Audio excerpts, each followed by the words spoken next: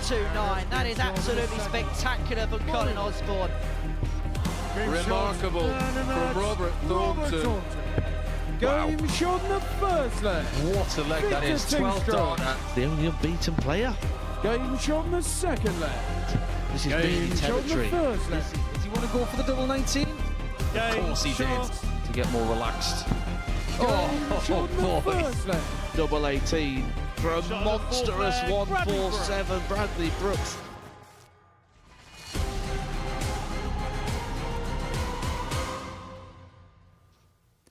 And the race for qualification rears its ending. A very good evening. Welcome along to the Modus Super Series from the live lounge in Portsmouth. Friday night means the final quest in terms of qualification through to tomorrow night's final. I'm going to be watching all of the action this evening in the company of the asset Paul Nicholson. We know half of the field that are going to be playing in tomorrow evening's finale. We've known that Victor Tingston's going to be there for a couple of days. This afternoon, we confirmed 2 players in, Colin Osborne and Kieran Smith. And Colin Osborne making history under this roof by becoming just the 3rd player to win all 10 games in a Group C.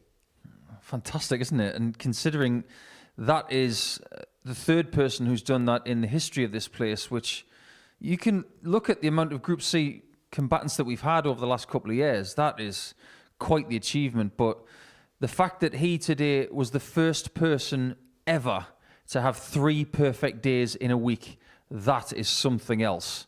And the last 3 days have been really, really good to Colin. Has he found his best starts? No. Has he battled brilliantly? Yes. He's back in Saturday night, and he will be a threat. Of that, there's no doubt. I was going to say, to a certain extent, does it almost show an even better side of Colin Osborne, the fact that he did it despite not playing to the real best of the ability that we know that he's capable of? Yeah, I think the standard in the group stipulated that maybe he didn't need to find his best starts, but at times he proved that he was the best player in that group by some margin. Every game he played, he was just better than his opponent. Sometimes in a dominant fashion, sometimes in the way that he was able to grind out the result. I just think his experience really did tell throughout the 2 days that Group C was played. And when he was sitting next to us this afternoon, he used that word experience very avidly. And it may be experience that he needs. If the quality's not going to be there Saturday night, it could be experience that gets him over the line. Well, he's going to be joined by Kieran Smith in tomorrow night's final from that group. But Group B is our focus this evening. Conan, Whitehead, Bradley Brooks amongst the leaders of the pack. That's the table following the first night's play. Pete Burgoyne also with a couple of wins of David Wawrzewski and Corné Groeneveld on 2 points. It's very much open for interpretation, that group. Let's begin by talking about the co-leads. I want to start off by talking about Bradley Brooks, because he's responded so well to losing his tour card. Now, you know exactly what scenario is like when you lose that tour card and you don't regain it, and that process of going again. It could have been so easy for Bradley to have almost gone a little bit into the wilderness, but he's responded well. He's won an ADC title over the last few months, and there were signs last night of his real best. Yeah, I think what Bradley's starting to show us is maturity. I think he's spent the last few years as a constant tour card holder going in and out of the tour. Whether you want to look at his progression in the big picture as a good progression over the last 6 years, that's entirely a personal opinion of anybody who watches Bradley, but the way that he's starting to grow up within the game, I'm really impressed by it. I think the way he approaches preparation, I think he has got the ability to look in the mirror now and say, is what I'm doing right now good enough for me? And he is mature enough to say, no, it's not. So how do I fix it? He can go and seek help. He can figure things out himself now via his own darts education. And I just think that Bradley Brooks has definitely got the best darts of his life ahead of him as opposed to behind him. So as Conan Whitehead's concerned, do we kind of know where the Whitehead level is at? Something in and around the low 90s as a base average. We know his doubling's going to be exceptional, and if he puts those qualities together, he's going to be so dangerous to beat. Conan's in a good place. He looks really happy in life. He looks really motivated with his darts. When he gets on the hockey, he's still got that fire, which is really important to him. And we can talk a lot about his 180 prowess that we've seen this week because it is borderline ridiculous. Maybe not Luke Littler ridiculous at this point, but his likelihood of hitting maximums, and when he's putting them in at the right times as well. And when I say the right times, I'm talking about right from the off. Getting out on the G of the gun or the B of the bang. That's what he's doing at the minute. And he's telling his opponents, I am in a good place. You're going to have to play well to beat me. And not many people are. Then we're certainly not. Right, let's have a look at the outrights and see what the bookies think about tonight's action. In a group as tight as this, it very much gives us a key indication. Now, they have Whitehead off at 4-7, Brooks at 2-1. Why do you think of the two players on 6 points they've gone with Conan as opposed to Bradley? Probably a bit of Super Series experience. He's a series champion. He's won many groups before, and he's won multiple Saturday nights. I just think he's got the knack of doing it, whereas Bradley is only here for the second time, and the first time he was here, he did fail, but that was on an occasion where he had a bad Thursday and a much better Friday. If you consider how he played last night, he was night and day different to the last time he was here. I thoroughly expect those two to qualify.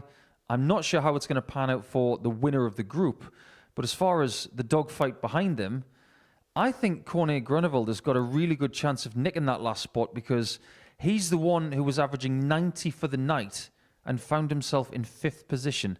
His statistics were basically lying to us and telling us that he played better than his position in the table was telling us. 18 plus, speedgambleaware.org if you're going to have a flutter on the Super Series scene. Right, our first game of the session is going to see the top two go toe-to-toe. Conan Whitehead up against Bradley Brooks. They resume battle at the beginning of Friday evening session. For Whitehead, the former series champion, he has made no secret of the fact that he wants to do it once again here at the Live Lounge in Portsmouth. As for Bradley Brooks, he's really rediscovering that winning touch as a former World Youth champion, winner of an ADC Open Series title, as myself and Paul were alluding to at the top of the programme. He'd love to add a Super Series crown to that ever-growing cabinet of his. And early on this evening, I caught up with Bam Bam to get his assessment ahead of night 2. Bradley, good night's work for yourself yesterday. How would you assess upon your performances? I was happy with the 3 wins. Obviously 4-3 every game. I like to win a bit more comfortable, but it shows when my games are winning, lost the deciders. Well, I've been playing as well. I don't think I particularly turned up as well as I have been recently last night, and I thought I was a bit flat against Conan. But when I went to bed last night, I was happy with 3 out of 4. Let's talk about yourself, because it's not easy for a player to drop off the tour and bounce back straight away. And it took you a couple of months, but the last month and a half or so, we've seen some really good stuff from yourself. Yeah, it was just I just had a look at myself, and I thought you need to sort it out. Obviously, what you're doing is not working, so you need to switch it up. Obviously, I started putting more practice in. I've just tried being more natural, so I don't set my darts, spinning it anymore. It's just hold back and I throw them. So, and obviously got my darts from shot. So obviously we're getting new darts. You always want to practice when you get new darts, so that's helped as well. Is it easy to fall into bad habits, and actually coming off the tour, going into new environments, can actually snap you out of those particular habits? Yeah, I think so. Yeah, because I'll be at a ADC, like the one in Middlesbrough a few weeks ago. I won one, which I was happy with, but people was watching the Euro tours and stuff like that, and I was like, that's where I want to. I've been there. That's where I want to be. I don't want to be here. So it's like a kick up the backside that sometimes I'm what I probably need, really. How important is confidence as well for winning for yourself? Coming off tour, winning that ADC Open Series, of so you do well here in the past as well, and on other circuits. How important is getting that feeling back? Yeah, it doesn't matter. I always say it doesn't matter if I only win in a local tournament or like a local league or not a big tournament, just any tournament. Winning breeds confidence, and I feel like when I am confident, I back myself to beat anyone. So as long as I can keep myself confident, I'll back myself all the time. Well, we wish you well, Bradley. Good luck tonight. Cheers, mate. Thank you. And Bradley Brooks is going to be in action in the first game of the evening session. He takes on Conan Whitehead, a repeat of the final game of last night here at the Live Lounge in Portsmouth. A game that Whitehead won by 4 legs to 2, impressively doing so as well. Averaged just under a ton in that match, 33% when it came to the finishing. But tonight is a new night, tonight where Bradley Brooks hopes to qualify for his first Saturday night here at the Live Lounge in Portsmouth. An occasion that man there is all too familiar with. Conan Whitehead, Series 1 champion, has made it through to another subsequent Champions Week in Series 5. He's hoping to make it a perfect hat-trick this time around. Up against the 24-year-old from Blackburn, Bradley Brooks, former World Youth champion, and is beginning to rediscover the kind of form that got him towards those mesmerising heights right in the midst of the COVID lockdown around about 4 years ago. It's not a bad way to kickstart the night's action. Alongside myself, Henry Deacon, here in the commentator box. It's the former Players Champion, the asset Paul Nicholson, and these two, well, they were the stars of the show First yesterday. leg, it's Conan to throw first. Game on. Yes, they were. Conan was his usual brilliant self when he comes to Portsmouth. But as for Bradley Brooks, someone who has played in a Group C scenario before and failed to make Saturday night, coming back with a slightly new outlook, new darts, and a new approach to his throw, 45. I am mightily impressed with the way he played yesterday. Interesting that he was talking to you in his interview about how he was happy with 3 wins from 4, but maybe not with the score lines.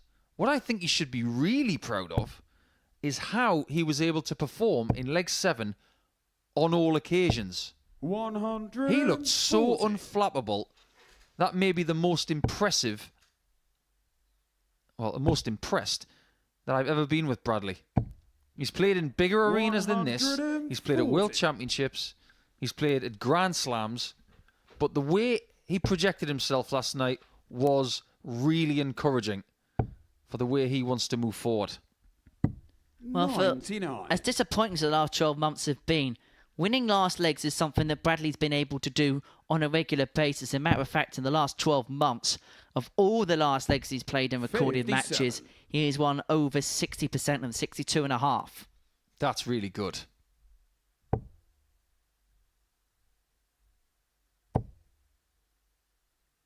That's not so good. Yes, au contraire. 59. Still, he turns a bad visit into a slightly not so bad visit with that last dart. Powers of recovery. We'll talk about their nightly numbers in leg 2 because they are definitely worth talking about.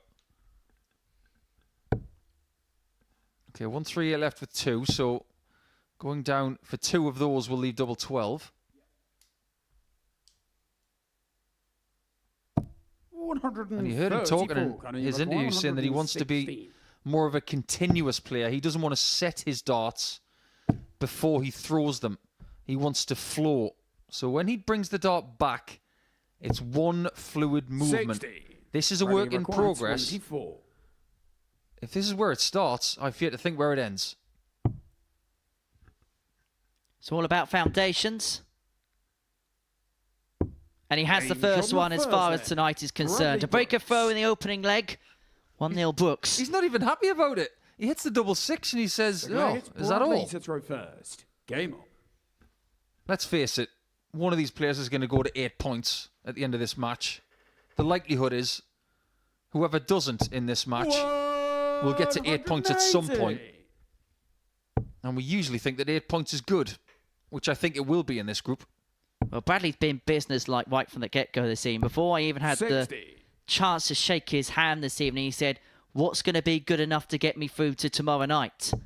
Well, because Corné, Groeneveld and David Wawrzewski are both on 2 points respectively, any player that gets to 10 points in this group will automatically go through. So the worst-case scenario for both Whitehead and Brooks is 2 wins will be enough to get themselves through. 44. There have been times when Conan has needed to win his last couple of matches in this situation, but do you envisage Whitehead needing to win his last 2 matches to get through? I'm not so sure. He averaged over 90 last night, 90.64 to be exact. 41. 38% on the doubles, always acceptable. And he has been a 180 machine this week. In fact, he's had a 180 in 19 straight games this week. That's every match he's played. We will wait with bated breath to see whether he can make it 20. If he does, he will approach record territory. We have been told that 24 straight matches with a maximum is the record. But he might want to get a wriggle on here, otherwise the opportunity for that may be lesser and lesser, because Brooks here looking at Tots for a 2-0 lead, and Tots is pinned for a 2-0 lead, and an authoritative dart at that target as well. So 2-0 to the man from Blackburn, and Conan Whitehead has not got out the traps Well, yet. it's Conan to throw You know when you go to first. Blackburn, because we say it somewhat phonetically, they don't have an R in it. It's Blackburn. 180. Thanks, Conan. Make that 20. And he had a point to prove, both literally and metaphorically there. He gave that the old Bob Anderson. I like it. 140. I think you enjoyed that one. We all did. All right, now we can focus on trying to win the match. You can focus on match 21 45. when it comes to playing Corné Groeneveld in game 4. That's just a byproduct, of course. It's all for the statisticians and all you darts fans out there tuning in on the YouTube channel. But Conan's one of those players, as Brooks hits 180. his second of the match. His average goes in excess of 101. He's one of those players, Conan, that because of the pride he has with this particular competition, he will want to 140. chase down as many records here as he possibly can. Oh, yeah, and I'm not sure. Actually, I'll rephrase. He'll be very happy for Colin Osborne that he's got that first-time feat this week of 3 perfect days. But he would have loved to have had that first. 41 for Brooks for 3-0. 26. Bradley requires This is a 41. really good performance. In fact, really good. Up until that point was maybe an understatement. He's Michael Jordan, 23. 2 8s for a somewhat scruffy end to a 12-dart leg. 25. You don't often say Only that. require 110. And now he hopes that Whitehead hasn't got a ton topper in the locker to bring it back to 2-1.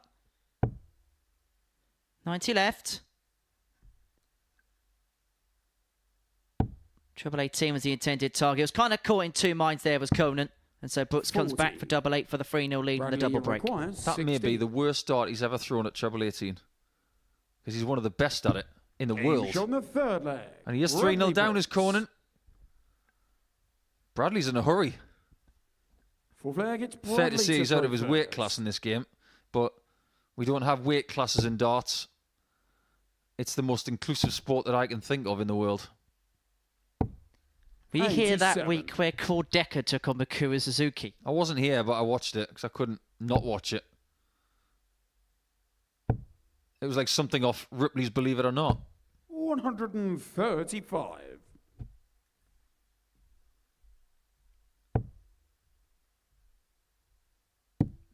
One thing Conan doesn't want to do in this match is 96. give up his advantage of leg difference, but a 4-0 loss.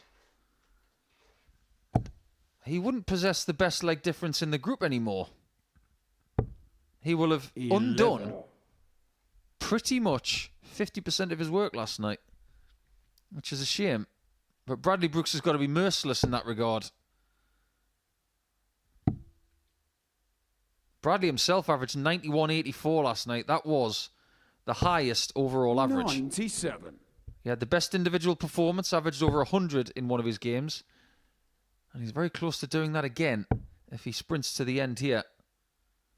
But the most impressive thing 140. for Bradley last night, apart from winning last leg shootouts, it was 45% on doubles. If you needed proof that Bradley is still a world-class player, I've just given it to you. 57.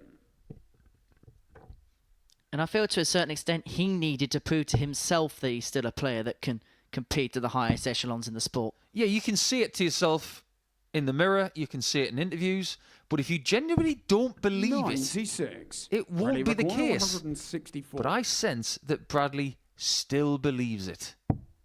Another one of those, if you please, for the bull. That would have been some climax to that game. 119. And this would be some way to rescue it. 119 for Whitehead. Still a possibility. Trouble 20 for the bull. Nearly went down to go up to find the middle, but Brooks back for 47. 25 for the match. That would have been a Bradley perfect bow requires tie. 25.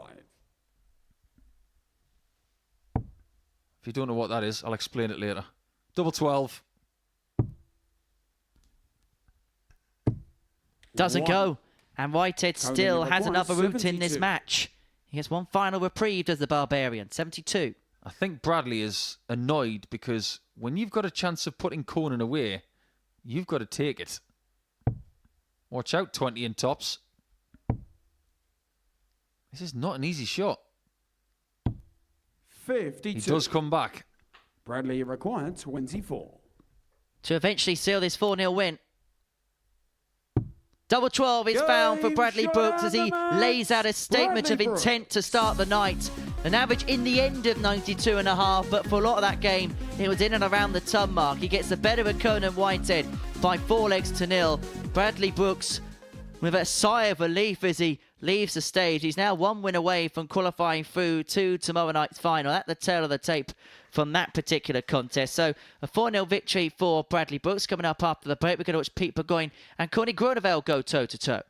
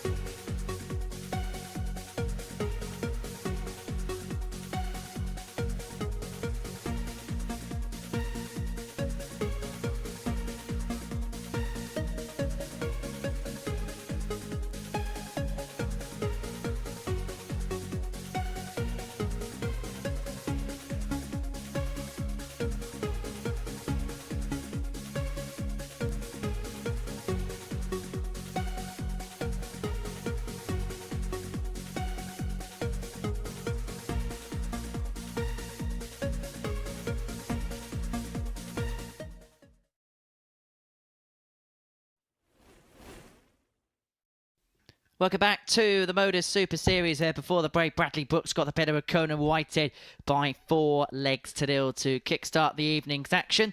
Next up, a first match of the night for both Pete Burgoyne and Corné Groeneveld as far as this pair is concerned. Burgoyne won half of his games on the first evening's play, whilst Corné Groeneveld picked up just the solitary victory. And when you look at the way that the Dutchman played on the opening night's worth of action, he'll feel very disappointed about the return he got for the performances that he put in. Yeah, I think that's fair to say. Averaged over 90 for the evening. 41% on the doubles, and he was 5th. How often does that happen? Not very often, I can tell you that. However, if he can continue at that 90 average level tonight, he's got a really good chance First leg, it's Pete to throw getting first. to a points total Game that will on. threaten a Saturday night spot for the first time on his debut week. Whereas Pete Burgoyne will be elated 58. with 4 points overnight because he started with 2 defeats. He ground out 2 wins in the second half last night and was very, very pleased 100. with his performance against Groeneveld. 95 the average. Really good doubling, 4 from 6. That's what Pete can do. 100. I think that's the performance that lays down a marker for himself, as if to say, do you know what? I'm not just here to make up the numbers. I can actually beat these people. 96. So, Pete, go and do it again. And for Pete, yes, of course, he's here for success at the Super Series, but he's going to be doing a lot 48. on the exhibition circuit. He's going to be playing in big arenas against big opposition. So it's an opportunity for him to get a bit of time on stage ahead of those particular events as Groeneveld gets stuck in with his first max of the night, leaving himself on 1-2-5 after 9. And crucially taking the throw in his first leg. 134. Corné 125. This one's rather rapid, isn't it? Not hanging around. So over to you, Pete. 47. You left it. 161. Via a 1-3-4. Shots off. And he sensibly trims it down to 2 darter. Groeneveld here should get a dart at tops, but he won't get a dart at tops as he bursts the score. Peter Requan 96. Oh, it's the old fragile balloon shot. Pop. Okay, shot still on. At least it was. 44. Corné requires 78. But will it hurt Corné that he had to go back to 78? He's overcompensated there. 58. He didn't want to go anywhere near that treble 20. It was a good play, 52. actually. But he's had 78 for 6 darts and pays the price for not taking it. Pete Burgoyne. And the worry is now that Corné Groeneveld could be caught in a haze. He should have won that first leg. He knows he should be 1-0 up. But the leg's in the leisure of Burgoyne, and it'll be interesting to see how he reacts at the beginning of leg 2. 100. Good last start. There will be one period tonight, and I hasten to say only one, where I will use his surname as a sound 39. effect. Just once. I don't want to be disrespectful. But if he was playing Michael 96. Burgoyne, I would have done it probably 10 times. But I want to give him some props. Because Pete yesterday got a maximum in every 42. game. His doubles were very acceptable at 1 in every 3. In fact, 78, which is the shot that Corné could not take twice, was Pete's best finish yesterday. 81. But the point I want to make is, earlier tonight, I was on the stage having a chat with Pete and with David Wawrzewski, 100. and they both gave me a go of their darts. What doesn't come across when you look at the board here with Pete's darts on the board is just how 30. long those points are. 65. Honestly, they're bigger than my grandma's knitting needles.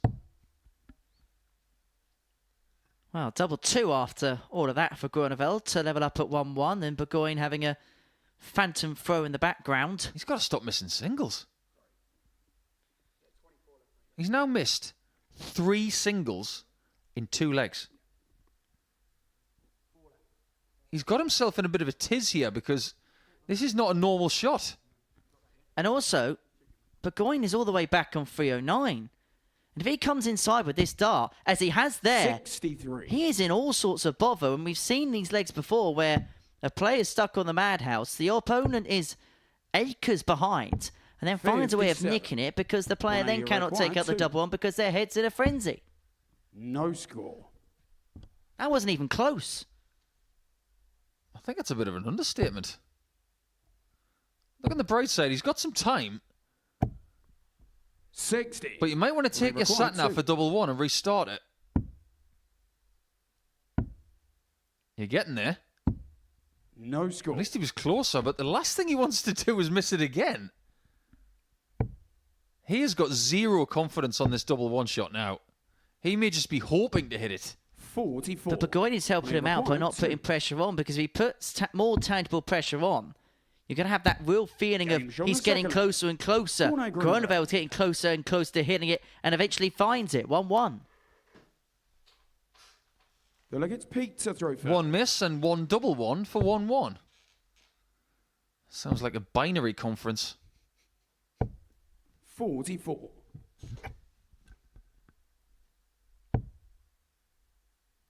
He's one of those Dutch dart players that just 81. does not hang around. Doesn't tend to think too much. Just gets up there and chucks at what he sees. However, is there such a thing as a slow Dutch player? 136. Roland Scholten was never quick. He was quite methodical. 100. Raymond has played rather slow at times when he's trying to find something. 98. Jan van der Russel was a bit rapid. Left-hander. 85. I haven't seen him for a long time. There's just so many of them. I'm going through it chronologically. 140. There are times when Dirk van Dijvenbode, not necessarily a slow thrower, but takes a lot of time to think. 140. But this guy here, He requires 83. he throws, he retrieves, and he approaches like he's got ants in his pants. Bullseye doesn't go, and so Groeneveld back for 95. 95. This time, chasing in a leg. Double 19. It feels like he's had to go at every single double on the board, or at least hit every single double at the ball, but only found one to win a leg. Double 8 for Pete. This is a vital shot. 17. So close. Corné requires Had it 38. surrounded. Burgoyne may have had the double surrounded. Groeneveld is hoping he's going to be putting his hands up with the break of throw accrued. Pete in the background's thinking, do you know what? The last time I felt this James on the aggrieved was when furlong. I bought a Corné bag of crisps Groeneveld. and there was nothing in there. Pack it in, Paul. Four flag, it's Corné to throw first. He is so cheesed off. No crisp pun intended. If you wonder why we're talking about crisps again, it's 41. because Pete Burgoyne is called the Feast. Something to do with the crisp eating record. This is it. That's exactly what his game's about. 180. And all in each shot.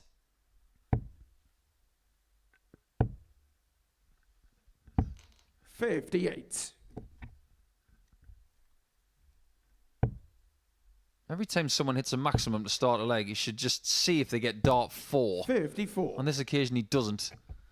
But if there were fans here, there'd be boos. And you could be here tomorrow night. Not that many hours 100. that separate us from knowing who the Week 7 champion is going to be. There is a QR code on your screen right now if you've got the ability to 44. scan that and you are in the vicinity of Southern Hampshire. Get yourself down.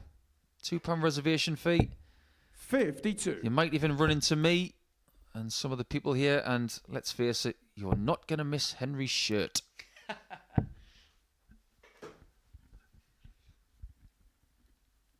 I've been told I've broken the cameras. 56. Yeah, well done, Noel.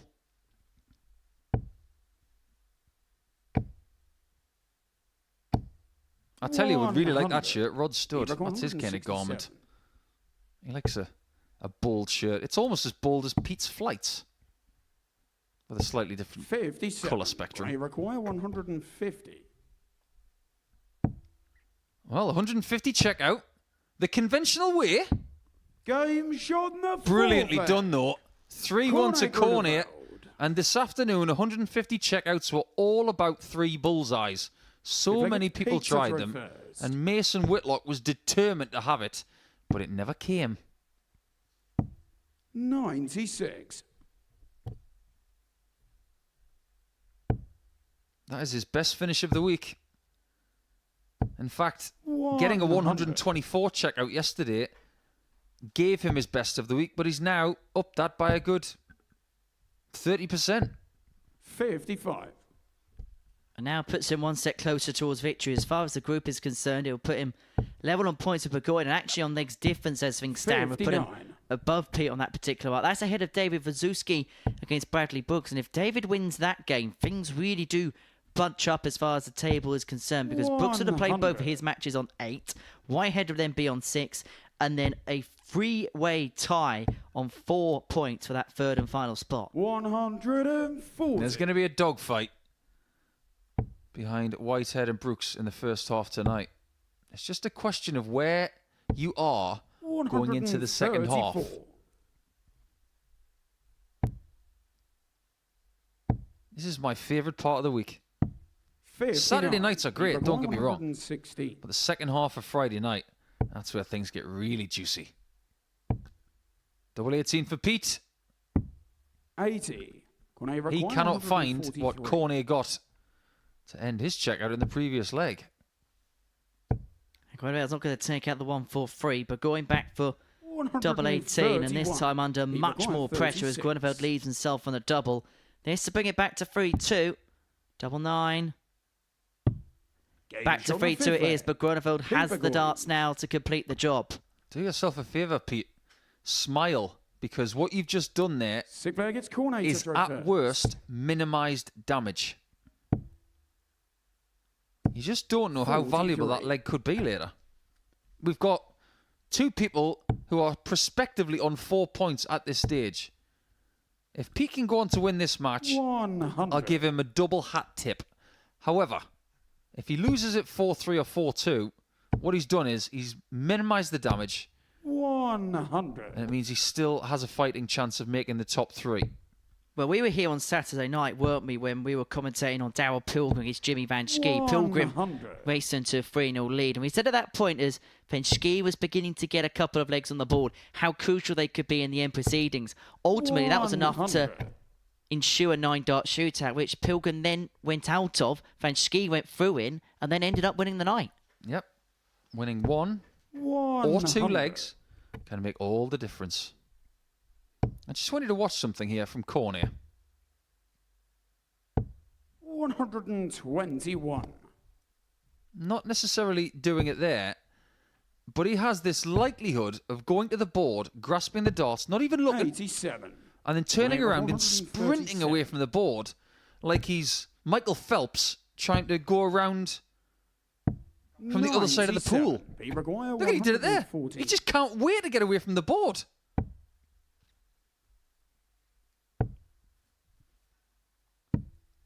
$42. Well, he found himself in the deep end at the beginning of the night as far as his chance of making it through were concerned. But that shot opening and the win match. gives Corné Corné Groeneveld Groeneveld. every single chance moving forward.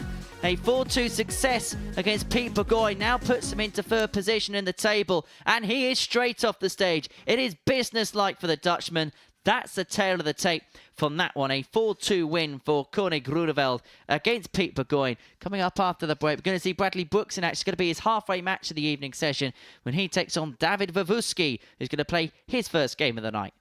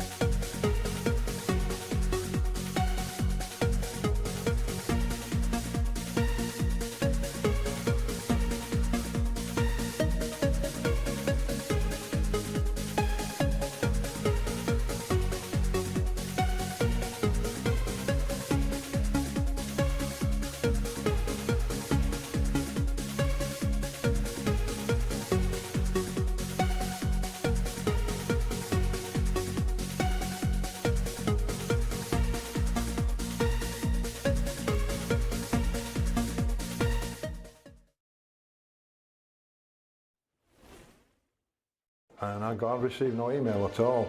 That really hurts. And the words that just come out make me head what? 127 in game. I cried a few tears when they told me. I still love it so much.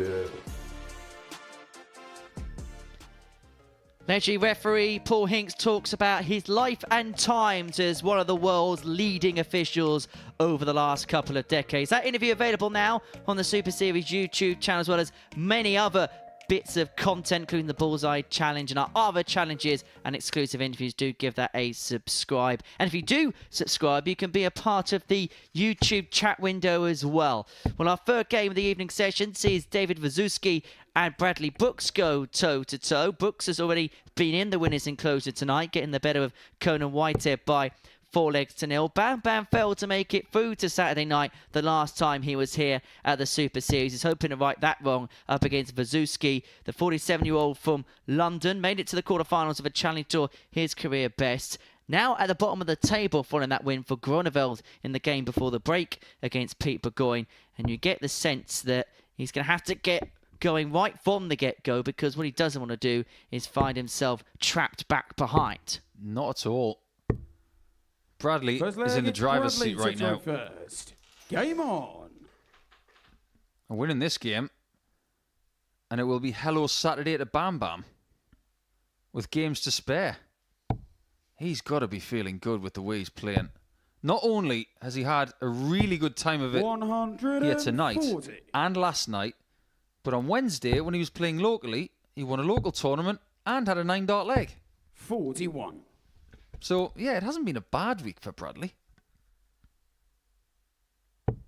I've been told that in the history of that particular tournament, he's now just the 4th player to have hit a 9-dart leg there. 100. Who are the other ones? Simon Whitlock. Shock amongst horror. them. Richard North? 140. No.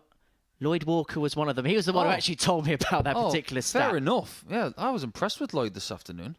Good player. I know that one or two people behind the scenes working here at the 81. Super Series have almost been scouting him over recent weeks and tipped him very, very highly. And that person who did give him that tip, I think, 100. deserves their cap to be doffed in their favour, because Lloyd played superbly well, especially when you consider it was a last-minute call-up for him as well. Maybe a player that we may see a little bit more of, maybe in a 2-day stint in times to come. 60.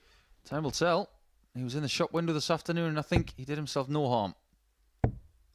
And one of the reasons why David is constantly invited back here is because he's quick, he's effective, he's dangerous.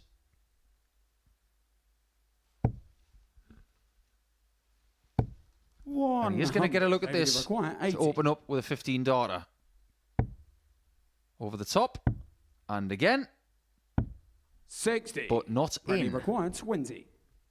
Decided to go with the luminous yellow flights tonight instead of the pink ones from last night.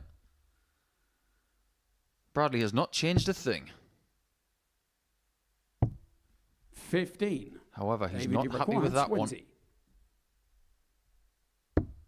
Game shot on the David's first. happy with that. David was Bit of a freebie, that one.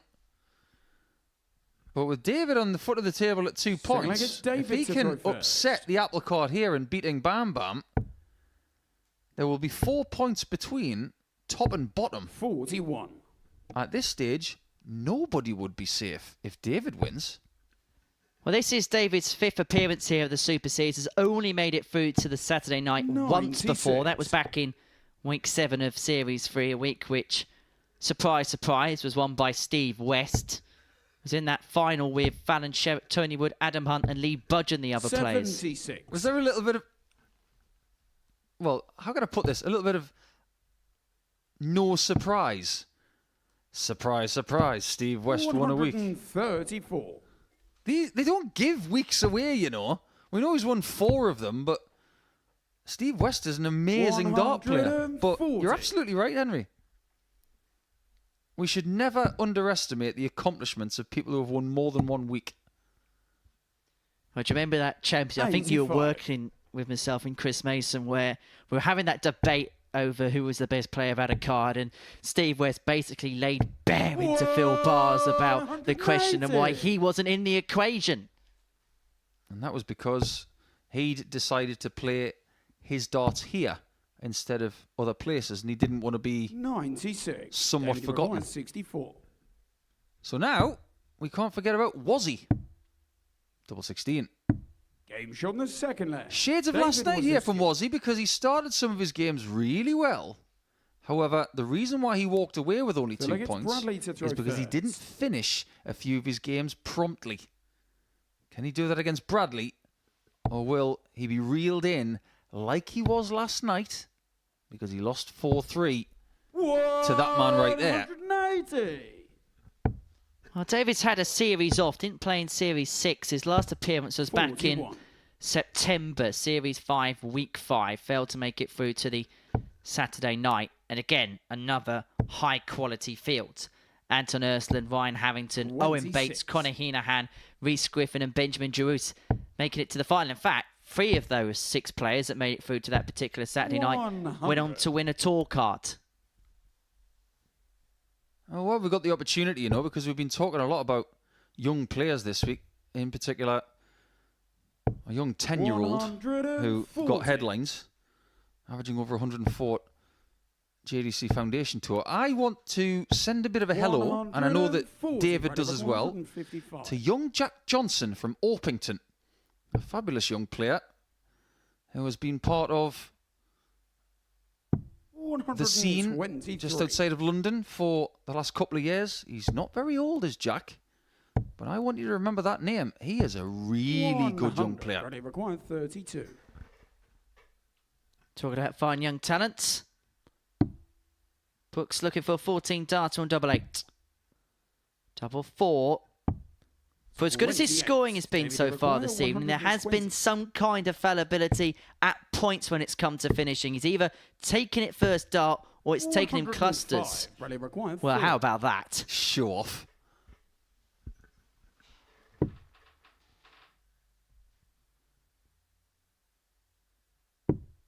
Oh, this is really hard. He's got to go further left. That's what he can see. 2. A miserable time of it on 2s. And Wazzy has not got a great deal of room to work with there. 7. That was such a big chance for 3-0, you know. You've got to get rid of the negativity now, Brad. Well done. The third leg.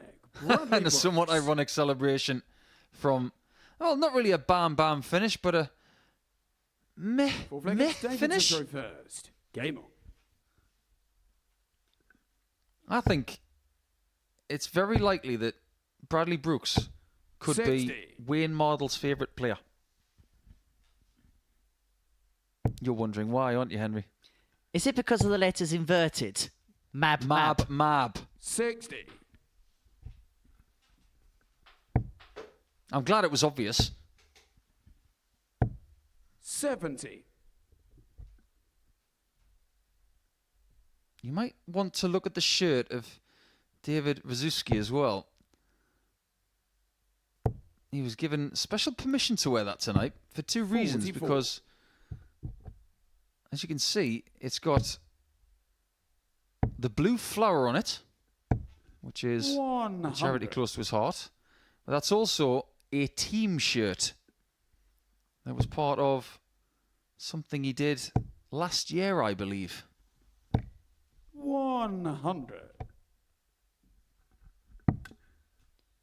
Yeah, they won the UKDA National Super League last term, and so that's the shirt of his Welling side. In fact, Welling's got quite a connection in this group because that's the football team Conan Whitehead supports, and Welling United, who this week played nearby here against Havant and Waterlooville, drew 0-0 them, a result which sent Havant and Waterlooville tumbling down, relegated out the National League South. Ooh, wearing that shirt around here at the minute then is a rather brave thing to do. Bit like wearing a Burnley shirt in Blackburn. You just don't want to do that. You won't be in good company. Bit like wearing a Gateshead shirt in Blythe. You don't want to do that either. 1-4-2 for Wawrzewski, who's looking for the ball to leave double 16. He's going to set up for tops if this does not go. Well, that's a 20. He was really hopeful that had caught the top right. Well, 3-1 could be David's. And remember, it could have been 3-0. David, you require 40. If everything had aligned, this could be match darts. However, 20. it's Bradley, happening you require again. 107. This is what happened yesterday. He may feel like he should be off the stage, but Brooks here can level up at 2-2. And in some ways, you'd fancy him more for finishes like this than free in hand at a double at this present moment in time. And he almost got the 87. top for the 107 David, you combo. require And 20. so Wawrzewski back for double 10 for 3-1. Game shot That's on the more full like leg. it. He David wasn't sure that was in until the referee gave him the call. By the way, bravo to Peter Wright tonight with his David, 110 Bradley to finish throw first. in reset on the European Tour. Caught everybody off guard. Treble 20 bull. It's catching. Everybody's starting to do it now. 100. And on the subject of double 10 finishes, we have to laud Owen Bates for that almost circus-like 43. shot where the first dart was just kind of wobbling towards the outside wire. The second dart hits the bed, but then the first dart bounces out as a circumstance of the second dart going in. 57. Yeah, really good first day in reset. Congratulations to everybody who got through. Unfortunately, Simon Whitlock did not get through. 100. He was done by a really good display by Cameron Menzies tonight. And Owen Bates did fall to Nathan Aspinall 6 legs to 5 after a fabulous fight back. 96. I think it was fascinating what Bradley was saying with you earlier, Henry.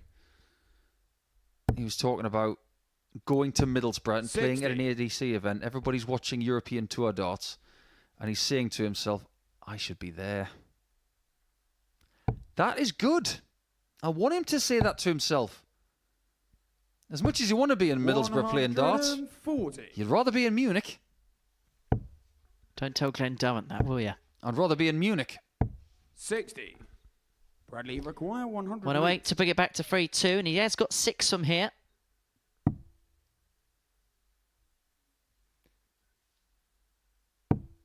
Oh, great dart. And so double 16.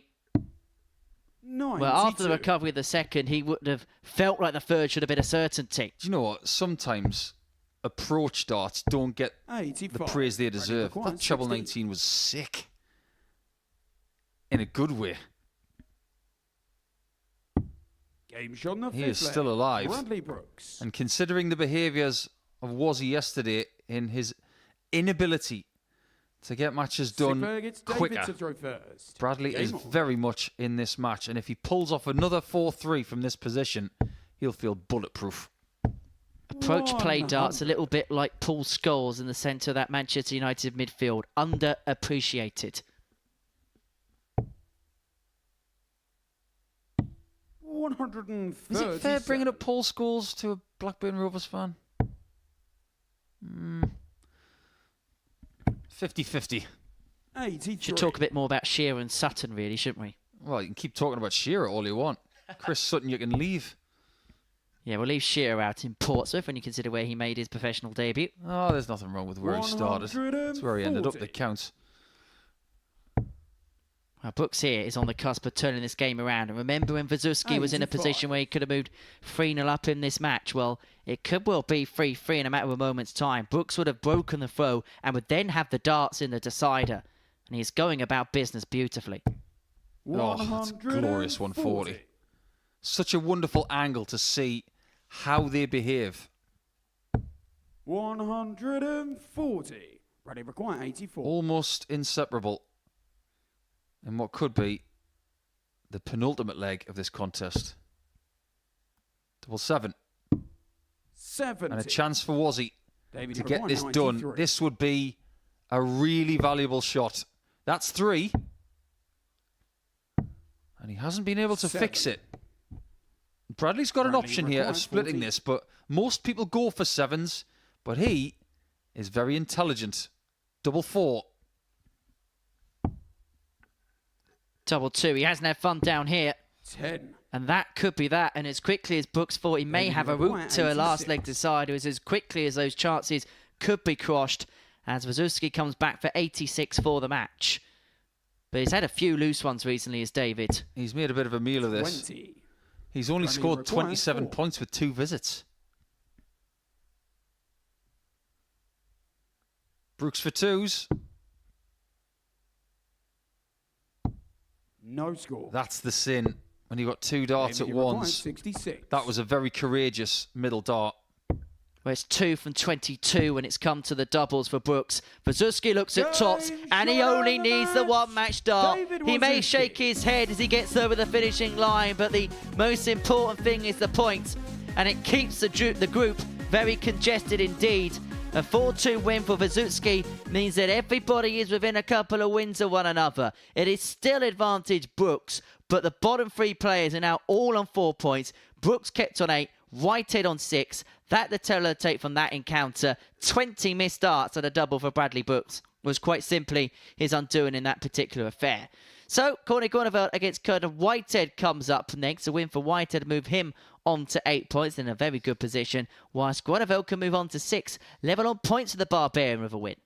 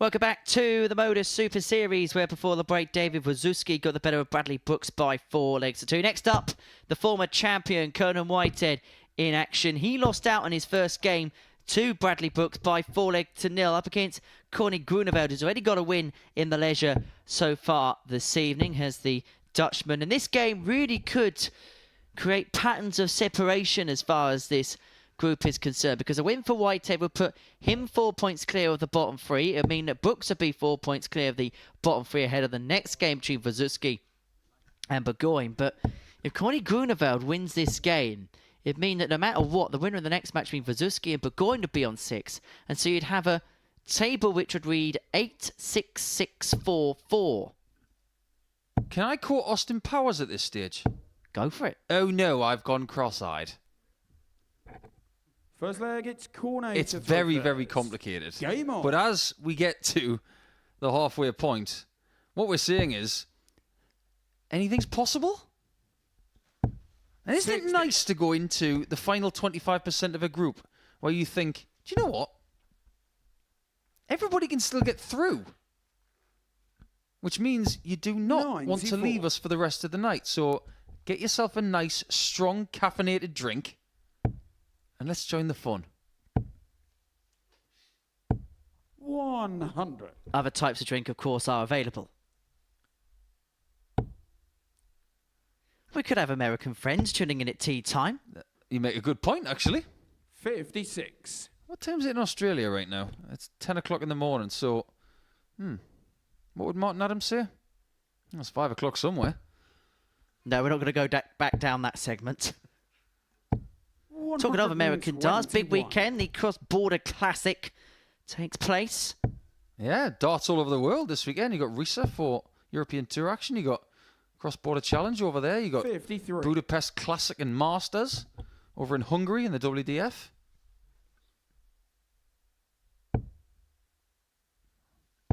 It was Torremolinos last weekend, wasn't it? 100. The biggest event in world darts. To be honest with you, I didn't even know about it until today. I tell you what is on, though. It's a big deal. 100. Iceland's Corné on. require 120. I'm not talking about the supermarket. Mr. Edgar's over there trying to defend his title in the Iceland Masters. So good luck, 45. Matt. We wish you well. Bring back yourself another rock. He's hoping to be the geezer in Iceland, Matthew Edgar. He's the only person I know who goes to Iceland 58. and Corné wears require shorts. 75. Corné Groeneveld is looking for tops. Game shot on the first leg. Or as they say in the Corné Netherlands, Groeneveld. tops. 1-0 to Groeneveld. Second Well, leg, it's Conan talking to throw about first. the internationals, the British internationals take place tomorrow in Glenrose in 42. Scotland. Hey, this should be fun. Have you got access to the teams? Who's playing for England? Exactly what I am just having. I know, of course, that our commentary colleague 58. Scott Mitchell's going to be there. He's captain. Cam Crabtree's going to be making his England debut. Chaz Barstow making his England debut at the weekend. Oh, congratulations to 60. everybody who's got a cap. But a big honour for those guys who are representing Wales, Scotland and England. 100. At this point, Conan losing his first game to 0, which definitely didn't sit well. 125. Now he's 1-0 down. It's not panic stations by any means. But what he wants to do is get to 8 points with 2 games remaining. He does not 140. want to have to win his last match tonight. Or indeed his penultimate game. However, I do have a 42. little bit of a caveat to that.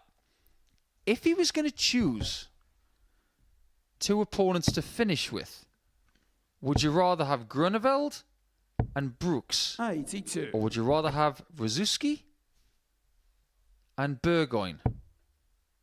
I'd go with door number 2. And that's what he has. 65. He put his best Corné performance in require last night in his last 121. match.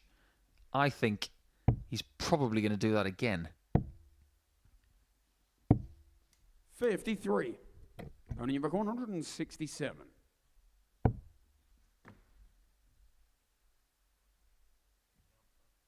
He is not pleased with this performance so far. I don't blame him. He's got to find something. That'll do. 121. Great Corné recovery. require 68. Double 16. 36. And that miss is an invitation Conan, you require to Whitehead 46. to get level. Don't get mad, get level. And that's exactly Game what from the Whitehead second does. leg. 1-1. Conan Whitehead. I love the way his stagecraft works. Well, He against walks Corné around. to throw first. And I say this as a bit of a jibe to start with, but let me finish. He walks around like he owns the 97. place. However, he kind of does. Because he's the original champion. When he walks in the building, you might as well just 128. play a song that says, "The champ is here." A bit like Wolfie and Lakeside. 100. Pretty much. He helped make this place. I know there are people out there who would maybe say that they had a big hand in making this tournament what it is. 100. But who's done more for this tournament at the start of coming to Portsmouth 81. than the likes of Osborne, Whitehead, and Littler? Let's face it, they are the foundation of the Modus Super Series. 100. And they deserve all the credit they get. I do believe you've got the list now, haven't you? Yes, I do. The list of players that are going to be playing in the British 59. Internationals. We'll go with the men first. Begin with England.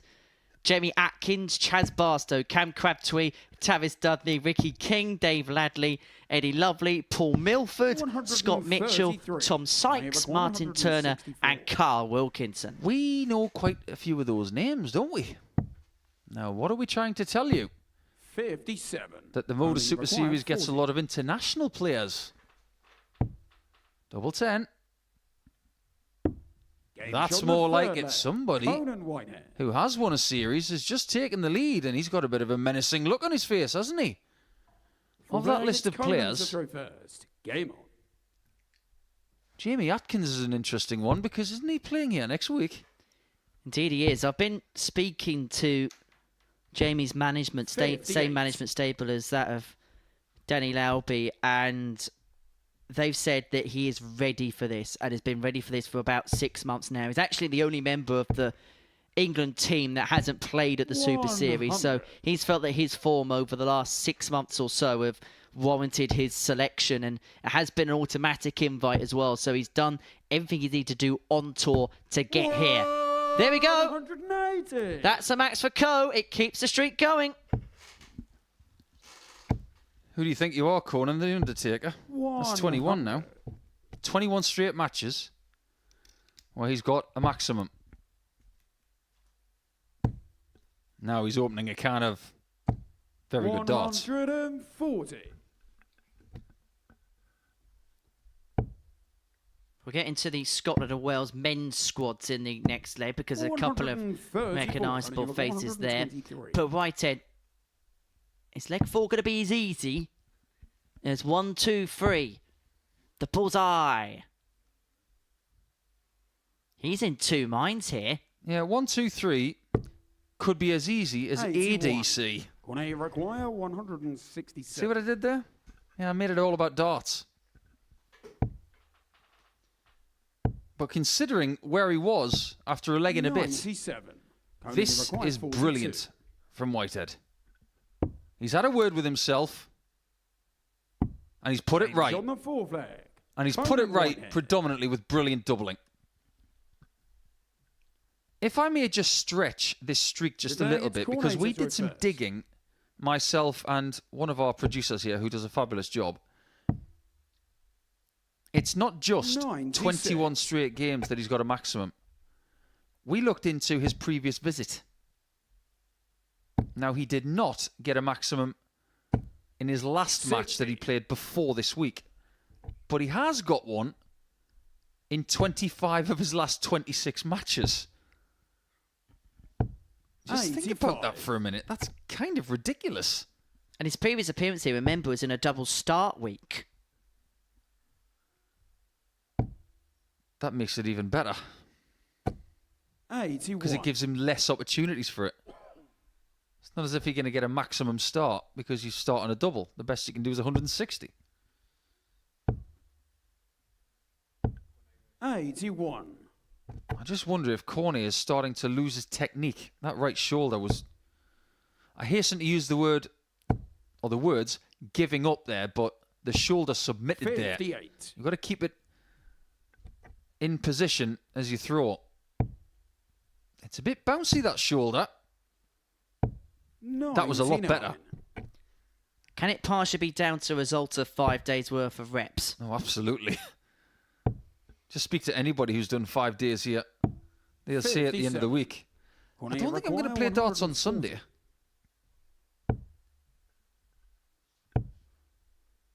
But what I will say, the play by 60. Brooks and Burgoyne to play the tournament on Wednesday before coming in on the Thursday, I think was actually a really good ploy. And I think for Bradley Brooks, it's really coming to fruition. But Groeneveld here to bring it back to 3-2 would force Whitehead to serve it out. 80. This has been where things have been suspect for him. Tops 60. doesn't go, and this will be a flashy way 145. to win the match for the Barbarian.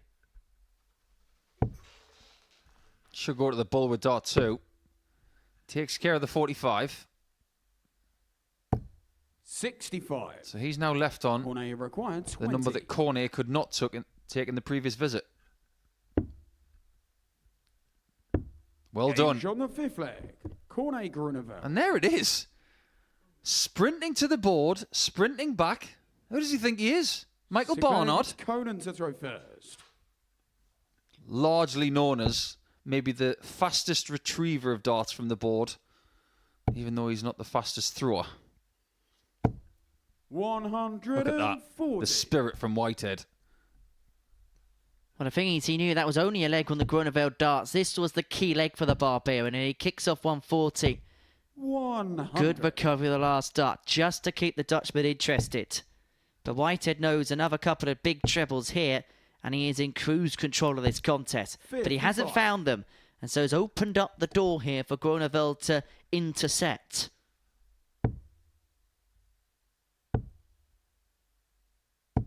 $60. We had somebody here recently called the Interceptor, didn't we? I'm not going to tell you. You're going to have to guess. Was Xavi Alonso 83. playing? You've got the wrong sport. We had a dart player here 2 weeks ago, and his nickname was the Interceptor, and I'm not going to tell you who it was. 100. You're going to have to dig for it or remember, because you were here. Was I? Yes, you were. Oh, look at that. 33. That is really good. He's not giving you much time to figure it out. It might have to be the next game, Henry. I believe it was Jensen Walker, but I wasn't there that week. 85. There you go. 90. Of course you were here. You live in Portsmouth. 87 left. It's double 18 again. 72. You're almost surprised that he misses it because he hits Corné it so required regularly. 156. Well, he had a 150 in the previous game, Groeneveld, and he's going to need to find the 156 here. And he has taken his time about proceedings. And he finds the first treble. Finds the second. Double 18. Oh, 120. oh, so close. Conan, He require really 80. gave that a go. For a moment, Conan thought he was going the distance. I think he's done the right thing here, just taking a bit of a breath. Takes a moment to split. Double 4. For what could be a huge win for Whitehead. And it returns him to the summit in the Group B table. It means Whitehead and Brooks are both on 8 points. The 3 players in behind are all still on 4. And that means Whitehead is almost there. The former champion in Series 1 could be one step closer towards another Saturday night appearance here in Series 7. Well, it was a tight contest in the end. The numerics there showing you that.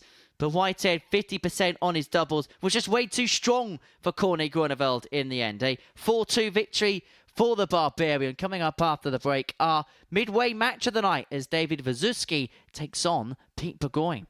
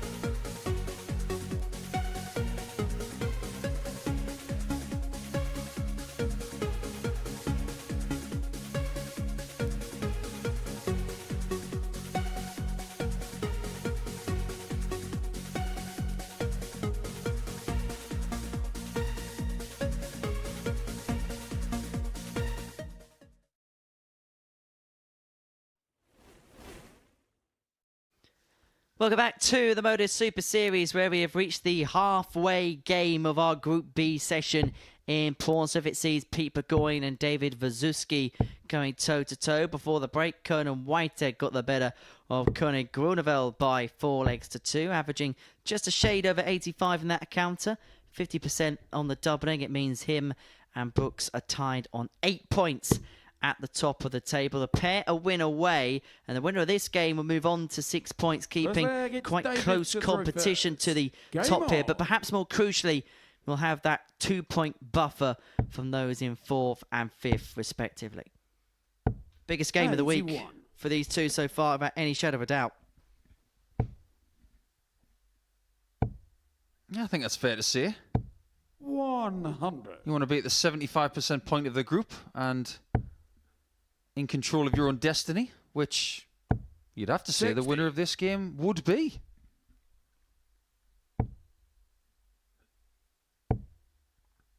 I'm going to give you a bit of a test here 43. on top of the Jensen Walker question from the previous leg. Pete's got a very interesting 100. surname, hasn't he? Yes. Where do you think it originates? Well, from his parents. 81. Fair point. Fair point. Where do you think the surname Burgoyne 78. originates?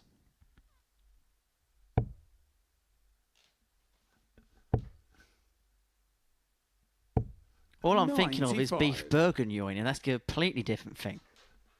You're not that far off. Same region of France. 100. Burgundy.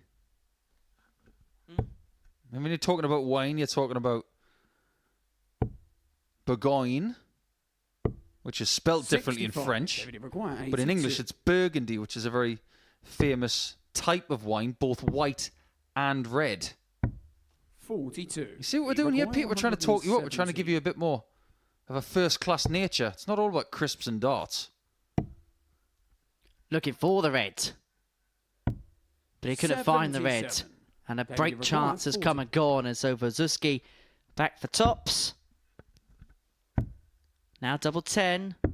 And 1-0 he leads. David was There's also something else to do with his name as well. It's in the region of France called Dijon, Second leg, it's Pete to throw first. which is very famous for mustard. Might be something to do with those mustard-coloured flights. But he wants to be 38. mustard tonight. Because in English slang, if you're mustard, you are good. Do you remember that line in 84. Snatch? When Turkey says, you won't know him, but he's mustard. Means he's good. 121. So, Pete Burgoyne could 60. literally have the nickname Mustard. You actually made me remember Dijon because I used to have a French teacher at school that used to support the 56. football club Dijon, who now currently play in the French 3rd division, having been relegated from Ligue 2 last season, having finished 18th. They actually played in Liga not too 64. long ago. They were there in 2015-16 until the end of the 2020-21 season. They play their home games at the Stade Gaston Gerard. 140. Nothing to do with Stevie G then. Don't let that slip. 100. Pete Burgoyne, 146. 6 darts and 146 for Pete.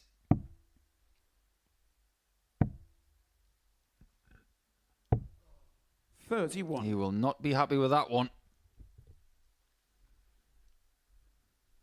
I'll give you a mindless factoid in the next leg if you like it. Because when you're talking about mustard, 55. I maybe Pete Burgoyne, know a little bit too much 150. about it. Okay, so this is a nice recovery. And almost 97. the perfect recovery. David Burgoyne, After what was a very 138. strange first start, it was way below target. Well, this game is being played with the 60. air of Burgoyne, a 18. must-not-lose match. Double 9 is Got a found for second Burgoyne leg. for 1-1, Pete but it Burgoyne. just has that cagey sense towards it. Yeah, get the feeling that both players are Then very it's aware David of to throw first. Game the on. circumstances around this match and the 2 points attached to it. 81. Just getting some comments from the chat room. Do send them in if you subscribe to the Super Series YouTube channel. 180. One of which is about the fixture arrangements here at the Super Series. Well, all the players are put into a computer database and they randomly allocate the fixtures. So we see a 1 day flips over to the second day, which is why what was the first round of fixtures on, say, a Monday will then be the last round of fixtures on Tuesday. That would be the same case of Group C and the same case of Group B.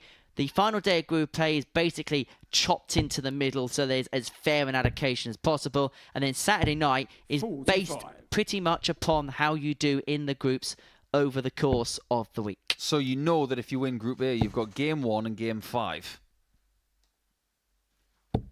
140. So we know that Victor Tingstrom is going to open the show tomorrow night from 7:30. Against Kieran Smith. 140, Pete. 121. First game will be around 7:45. If you're setting your alarms, if you're not coming down to Portsmouth for it. Just remember, 43. if you need a Maybe reminder, 154. click the notification bell on YouTube and we won't let you miss a thing. 54. Pete requires 78. This is a really good chance of going 2-1 up with a break of throw. Bingo. Game shot in the third. Just like that. Pete Burgoyne. I've got a little mindless fact for you about mustard. If you walk into a supermarket in this country and you're looking for Dijon mustard, you will only see one type. Because it comes from a certain place. If you go into a supermarket and get an own brand French mustard, they'll say possibly Dijon style or French style mustard, and it will be completely different. If a recipe asks for Dijon mustard, you get the good stuff. There we go. Fact of the day with Paul 60. Nicholson. Never know. Could be useful in the supermarket. Could be useful at a pub quiz. Yeah, don't settle for second best when it comes to mustard. Get the right one. In your mashed potato, you 85. put in the gold grain stuff. If you're making something that requires a bit of Dijon, get the good stuff. And that tells you if this guy and his heritage 96. is from Dijon, don't settle for second best. That was my little segue into the kind of mindset that Pete Burgoyne 60. should have tonight. I'm not letting that go unnoticed. Paul Nicholson has gone from mustard to darts. That's just something beyond the... Well, that's just mustard, really, isn't it? 100. Welcome to my world. Now, Pete. 180. Maybe his 150. decision on this has changed. We've already seen 150 out tonight from our friend Corné. 82. David, it requires 76. Well, this is to break back and to square this game up at 2 apiece. One dart at tops. Game Pin for a shot level number match and 4 pin with conviction David Wawrzewski. for Wawrzewski. 2-2. You've made the observation so far Against tonight, Henry, David that every to game has gone reverse. against Game the on. darts. Mr. Burgundy hasn't got the darts in this match. So based on that 81. pattern, it looks like he's going to win this one, but easier said than done. Well, just having a look at the chat room. Johnny 59. Stewart, who we've seen so far this series, is there. Very good evening to you, Johnny. Hope you're well, pal. Comment on there. When's Reece Robinson coming back? We're going to see him 85. at Champions Week in a few weeks' time. Well, 6 weeks' time now. Oh, I love this one from Kevin Pryor. Question to Paul. If you're on Mastermind, 38. what would be your specialist subject? Simpsons.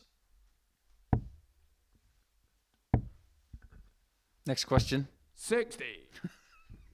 In Series 1, Episode 1, Scene 1, what is the first shot? It's something to do with 58. a bedtime story for Bart. That is incredible. That is incredible.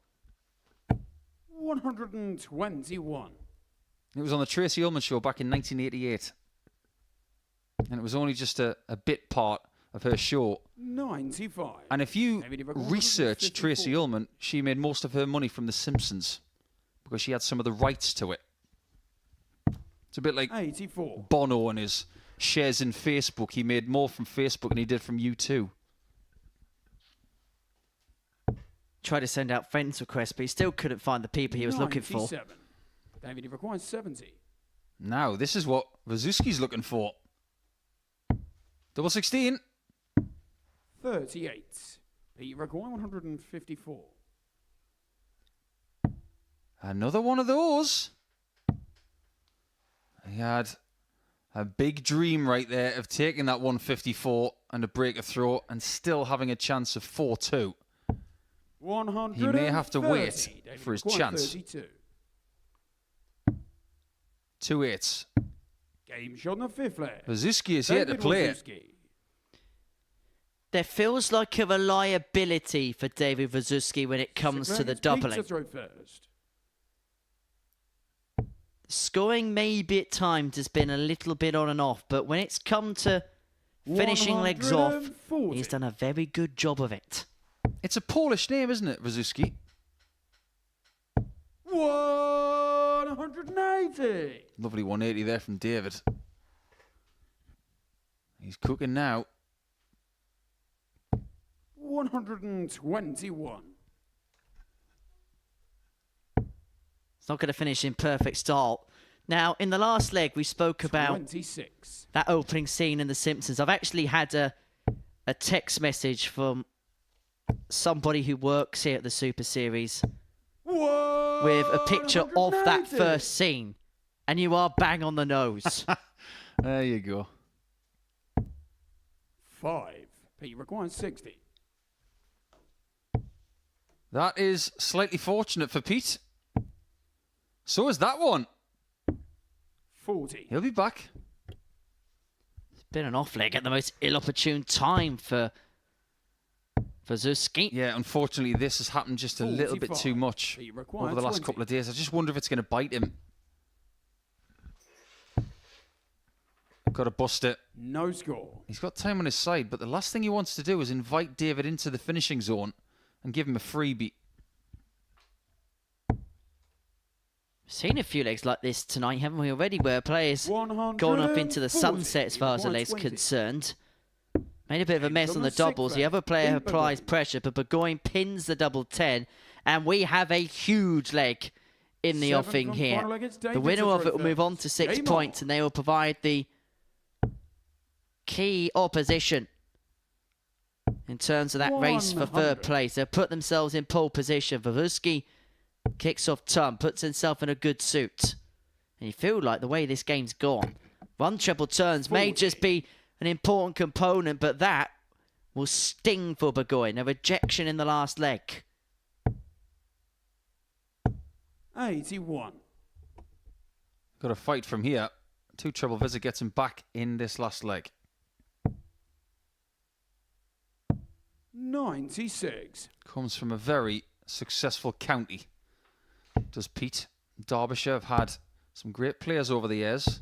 100. Paul Redfern, John Lowe, Gary Butcher,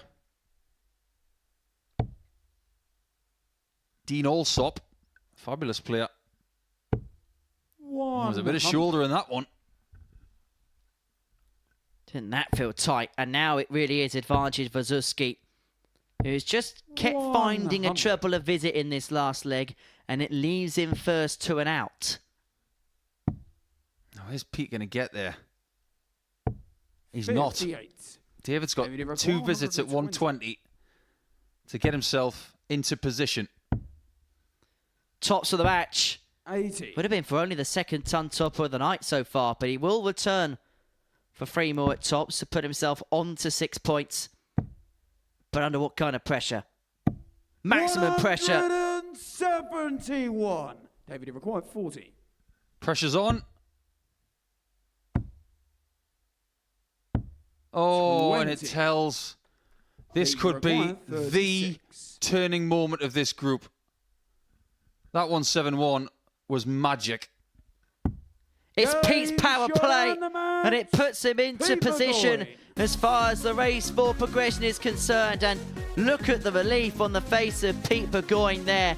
It was a case in that game of feast or famine, but it's delightful in the end for Pete Burgoyne as far as the table is concerned now. As you have a look at the tail of the tape in that particular fixture, 86.5 enough for Burgoyne to win it. It means Whitehead, Brooks on 8, Burgoyne on 6, Wawrzewski and Groeneveld on 4. Myself and Paul Nicholson will reflect upon those 5 fixtures that we have seen so far this evening in the studio on the other side of this short break.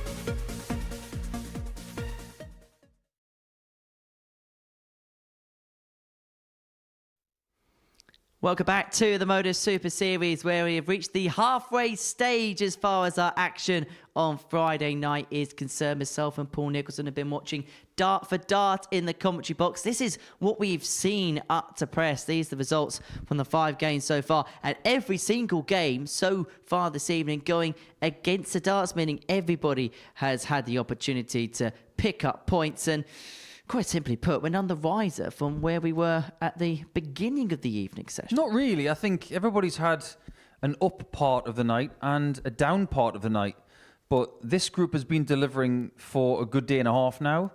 And this is the best bit, isn't it? The last 25% to see who can stretch their legs and get to the finishing post. Nobody's safe so far, but there are other people in the table, or should I say some of the people in the table are feeling more comfortable than others.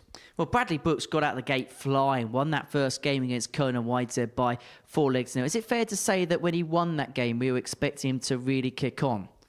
Yeah, maybe. I think when you get yourself to 8 points, there's a part of you that thinks, am I safe? And in some group situations, you are. In this one, no, you're not. Because a lot can happen with 2 games to go. So put your foot down one more time, get yourself to 10 points, and just make sure that you're safe before somebody catches you. As far as Conan Whitehead is concerned, what would be your overall assessment of his evening up to press? He is still just grafting away. We haven't seen the best from him tonight, but he's still found a maximum in both games, of course. But his ability to grind out results in this place is something of myth. I might have to start calling this guy Thor, because when he comes to this place, he really has got a high level of performance. But even when he's not playing his best, he still can find a result.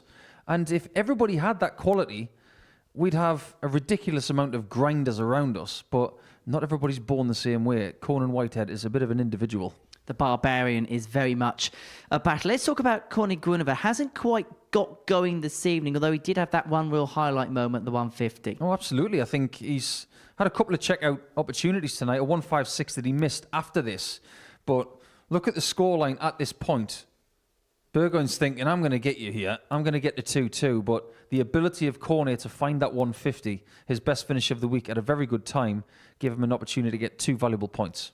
Well, let's have a look at the table then at the halfway point of the evening session, because crucially as well, Pete Burgoyne is on 6 points. And how key could that game we just saw there before the break against Groeneveld be?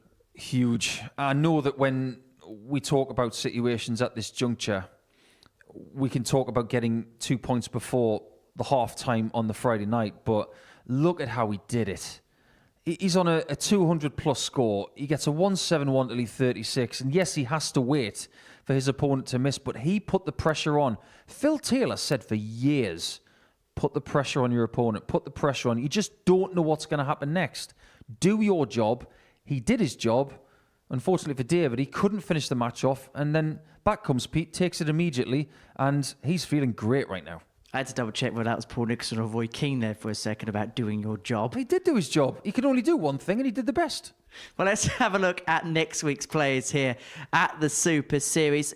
I find this a very intriguing lineup. We'll break down Group A first. You've got John O'Shea, who has been to a Champions Night before in his short stint back here at the Super Series. Harry Ward, who is kind of picking and choosing what he does. And James Richardson, who I still feel like we've not seen the best of him here, and we've seen some good stuff from him in this building. Yeah, I think of the players in Group A, there are lots of people with reputation. Obviously, John is a former World Master.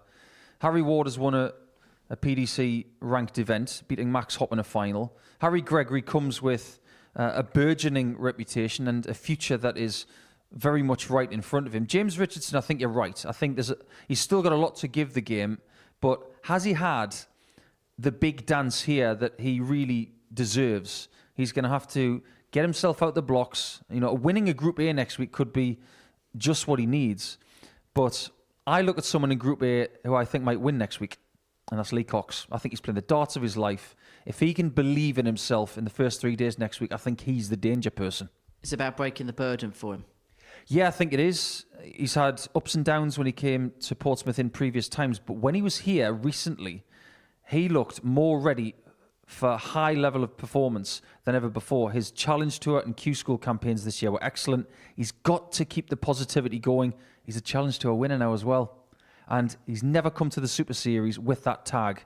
I say, good luck, Lee. I want the best from you now. Let's have a look at B and C. We'll talk about B and, in particular, the two at the bottom, Mark Dubridge and Mike Gillett. Mike, who made his Lakeside debut back in December. Mark Dubridge, who still, when he finds his top level and when his body allows him to play at the top level, he's a threat to win weeks. Oh, yeah, definitely. I think Mark's still got it in spurts, and I think Group B is the perfect group for him because when you get to over the age of 50, I haven't experienced that myself yet, but I've heard from people who are, that if they can manage the amount of games they play and they manage their practice, they can still be a huge threat. You look at someone like Dennis Priestley, he was still winning PDC titles over the age of 50, like some others are at this time. But Mark, who has had wrist, elbow and shoulder trouble in the past, if he can maintain a decent schedule without doing too much, still remarkably dangerous, the former World Master. And as far as C is concerned, John Worsley, former weekly winner here, and an exciting debut here for Jamie Atkins, who may felt like the last 6 months or so should have had this opportunity before. He's got it now, and you get the sense he'd be the type of player that will grasp it. Yeah, I hope that Jamie hasn't got some sort of chip on his shoulder when it comes to finally getting an opportunity here. Sometimes you've got to exercise patience to get your window. Now that he's got it, you walk into this building, you leave your reputation at the door, and you show us what you've got. It's as simple as that. And if you do, you can make a lot of money and you can get yourself into Champions Week, and he wouldn't be out of place. 9:30 a.m. The action gets underway on Monday morning on the Super Series YouTube channel. Right, to the second half of tonight's proceedings, where everybody is still in with a shout to progressing their way through to Saturday night's final in front of a crowd here at the Live Lounge in Portsmouth. And the good news is that there is tickets available for Saturday night here at the Modus Super Series right until the end of June. So you can get your summer darty party started here on the South Coast. If you want to make your pilgrimage down, well, have a look at this. Every Saturday, we open our doors for our weekly finals night. For a unique and intimate darts experience. Meet the Dart Stars and even the team off the telly Here at our purpose-built venue in Portsmouth. every single Saturday evening. Tickets can be booked via this QR code. Or at www.dartshop.tv for a very small booking fee. Follow us at MSS Darts on Twitter, Facebook, Instagram and TikTok. For all the latest ticketing news. All you need to do, log on, book, turn up, and the action gets underway from 7:30 p.m. So what are you waiting for? Get your tickets to the darts. We look forward to welcoming you to the Modus Super Series very soon.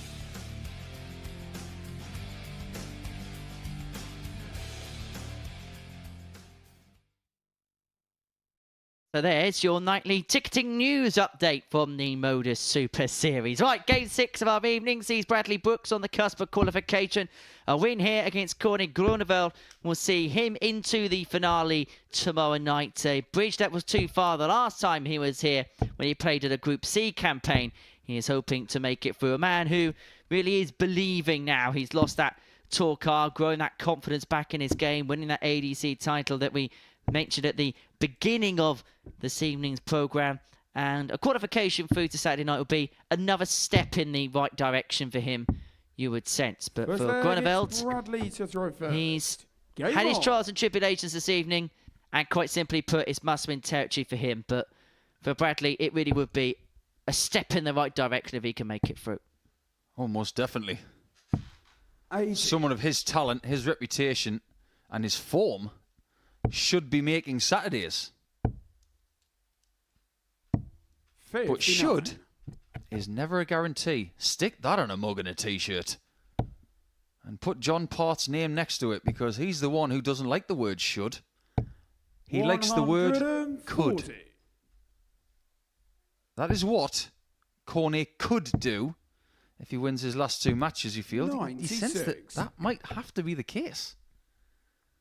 However, he does have an ace in the hole. His leg difference currently is the same 95. as Pete Burgoyne. It might just be one win he needs. If he can get a big win 100. and a narrow defeat, something might be possible. We'll cross that bridge when we get to it. This is good. 42 or bull maybe, or treble 10. That'll do. 170. The 170 setup play for Brooks leaves himself on double 8 after 12. And in a game that, if he wins, will set himself through. He is getting off to the perfect start. But he needs to find that leg-winning double. Down for double 2. Well, he missed 40. 20 darts at double in that defeat to David Wawrzewski. I think there were 2 words hovering in the air when he went for double 2 there. Not again. Running required 2. And again, we're in another position where a player moves their way in front, the other player a long way back, score. and then suddenly he's going to get an Only require opportunity to win the 89. leg. 20 darts he missed in the previous match. Bullseye for Corné. 64. Running required 2. Find your range with the first dart about a centimetre high. That'll do. Use that as a guide. No score. Corné This is required getting into his 25. head now. It's like that song, Where's Your score. Head At? But not for the first time this evening Running has required Corné, 2. going for a big number, found the treble that is bust the score. Never mind, where's your head at? Where's your dart at?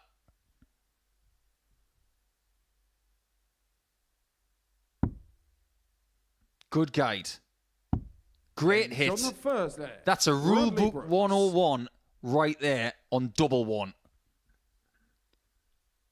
When he left the double after 12 darts, he eventually got it done in 23, Bradley Brooks. 100. Doesn't matter how you do it, you just got to get there.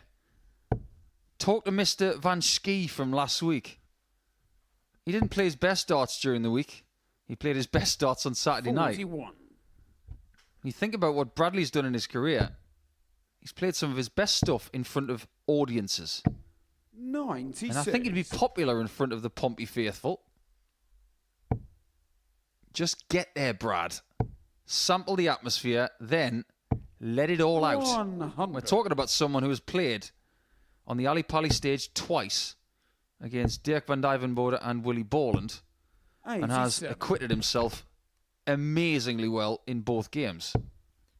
Well, I think Bradley Brooks could be as happy as the Portsmouth faithful tomorrow night, because if Portsmouth beat 86. Blackburn's big rivals Bolton Wanderers tomorrow, Portsmouth will get promoted at Bolton Wanderers' expense. 180.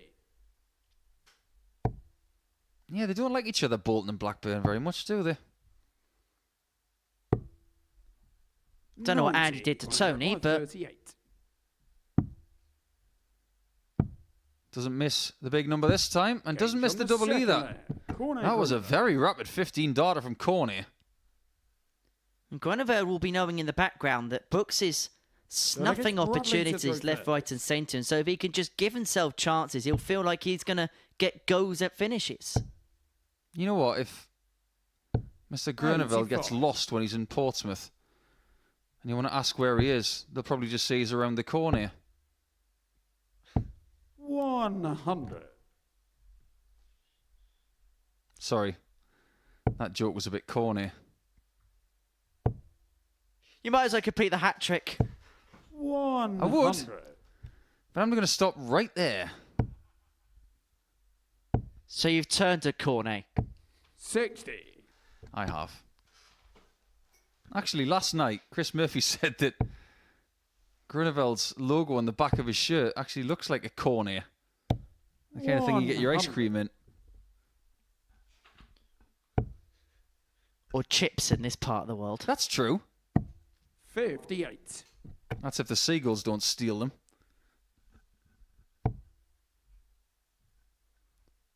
This is good. Fill it up, Brad. 180. Yeah, you get plenty of chips in there.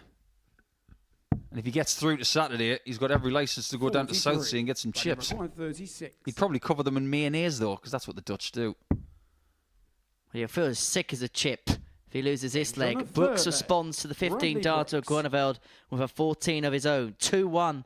The man for Blackburn leads, and now just 2 legs away from his place into tomorrow night's final. You ever been to Blackburn, Henry? Or as they say, Blackburn? Up there, no R.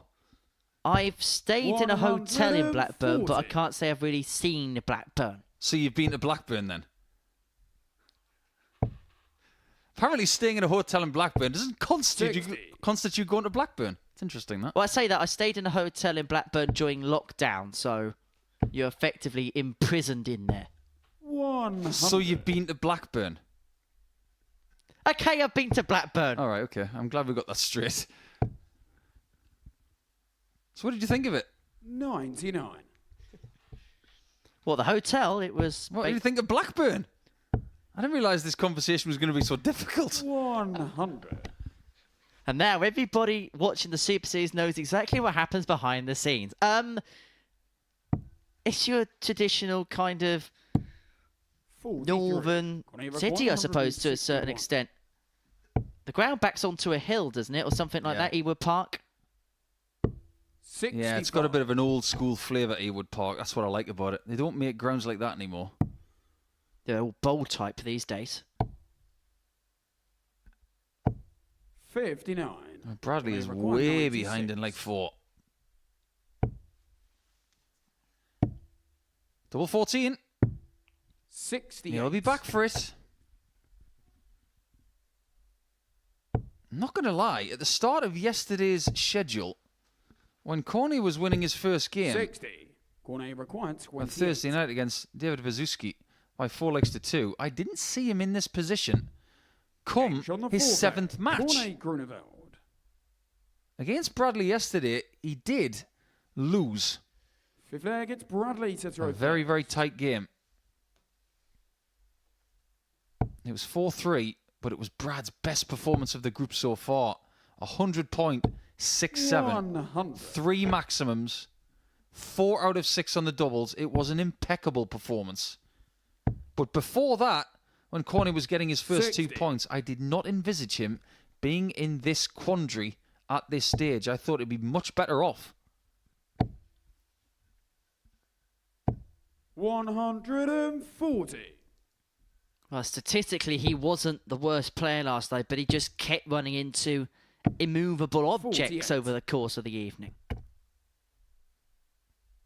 And that's what we're supposed to have here. Immovable style dart players, even though this has been 100. an unusual week because we have seen 13 players, not 12.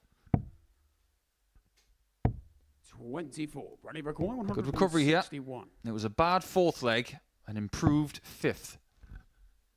Well, Brooks must be thinking here, now is the time to really put the hammer down. And put the hammer 121. down he will, to leave himself tops after 12, to move 3-2 in front. And Groeneveld has hardly made any kind of 84. inroads as far as this Bradley particular leg is 40. concerned.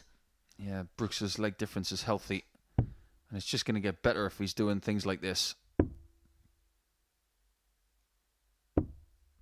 30. Maybe not things like that.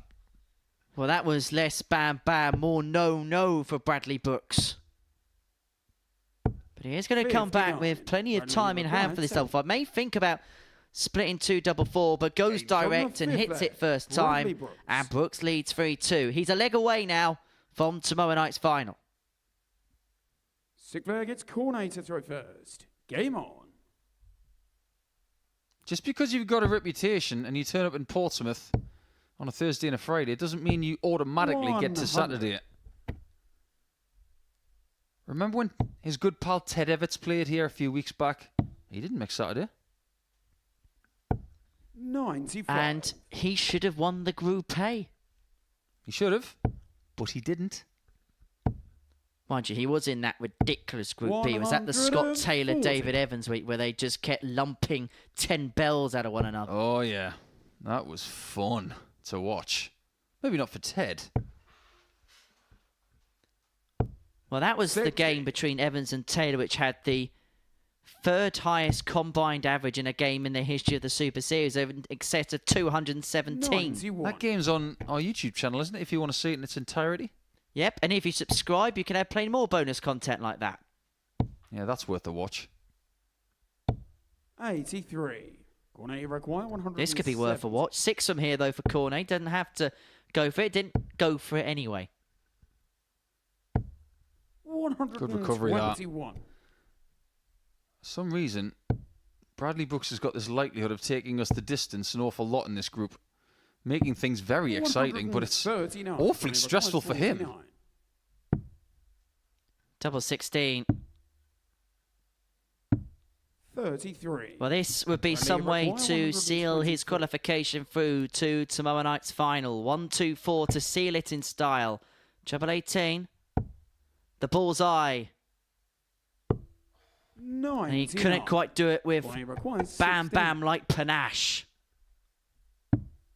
Double 4. Breath was James on the held. sixth leg. Now you can breathe out, Corné, Corné. Groeneveld. We go the distance again for the 2nd time in a row against Bradley Brooks. 7 from He won the last leg Bradley to yesterday throw against the first. darts. Now he's got to protect it. And every game tonight, remember, has gone against throw. Which means it's the 97. Dutchman who was trying to follow the pattern. Well, Bradley Brooks' games this week has been a little bit like Alan Partridge's table. 84. It's been an extender.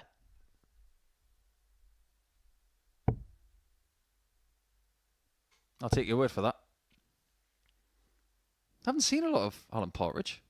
Just hang about. On Friday the 12th of April at 11:57, 81. Paul Nicholson has not got a reference. Where's Dan when you need him? Dan. 180. Well, that was a bit spirited from Corné, wasn't it? He's trying to hit him back. Things are getting very interesting. 40. I like what I see here. Digging in is Brooks. And he may have 81. just forced the hand of Groeneveld, but what a find with the last dart to leave himself on a finish. Has anybody taken the darts out of the board with more vigour than Corné Groeneveld? I'm not sure they have. Maybe Darren Webster, but that's about it. 100. Corné require 100. That's a really nice lead from Bradley. The shot is off. And if Brooks hits this, not only is he going to be safe, but he will enjoy this. But once again, Bradley Brooks has been locked into the heat of battle. Once again, he has had to go the whole 7 legs. He's going to have 2 in his hand at double 16 to send himself through.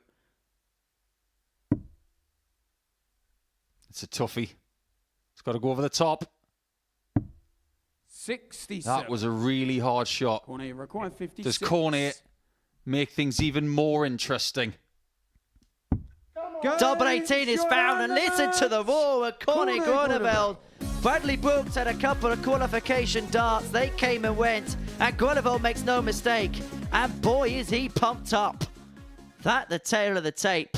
Corné Groeneveld now puts himself in a very interested suit as far as the league table is concerned, because now, following that win against Bradley Brooks in the last leg decider, you have Whitehead and Brooks each on 8, Groeneveld and Burgoyne on 6, and Wawrzewski on 4. And coming up after the break, we are going to see Wawrzewski against Whitehead. That confirmation of the table then, as things stand. Whitehead, well, he can end the drama for himself if he can get the better of Wawrzewski before the break. But if David can win that particular encounter, all 5 players will be separated by just 2 points. So join us for more of the breathtaking action here at the Modus Super Series after this short break.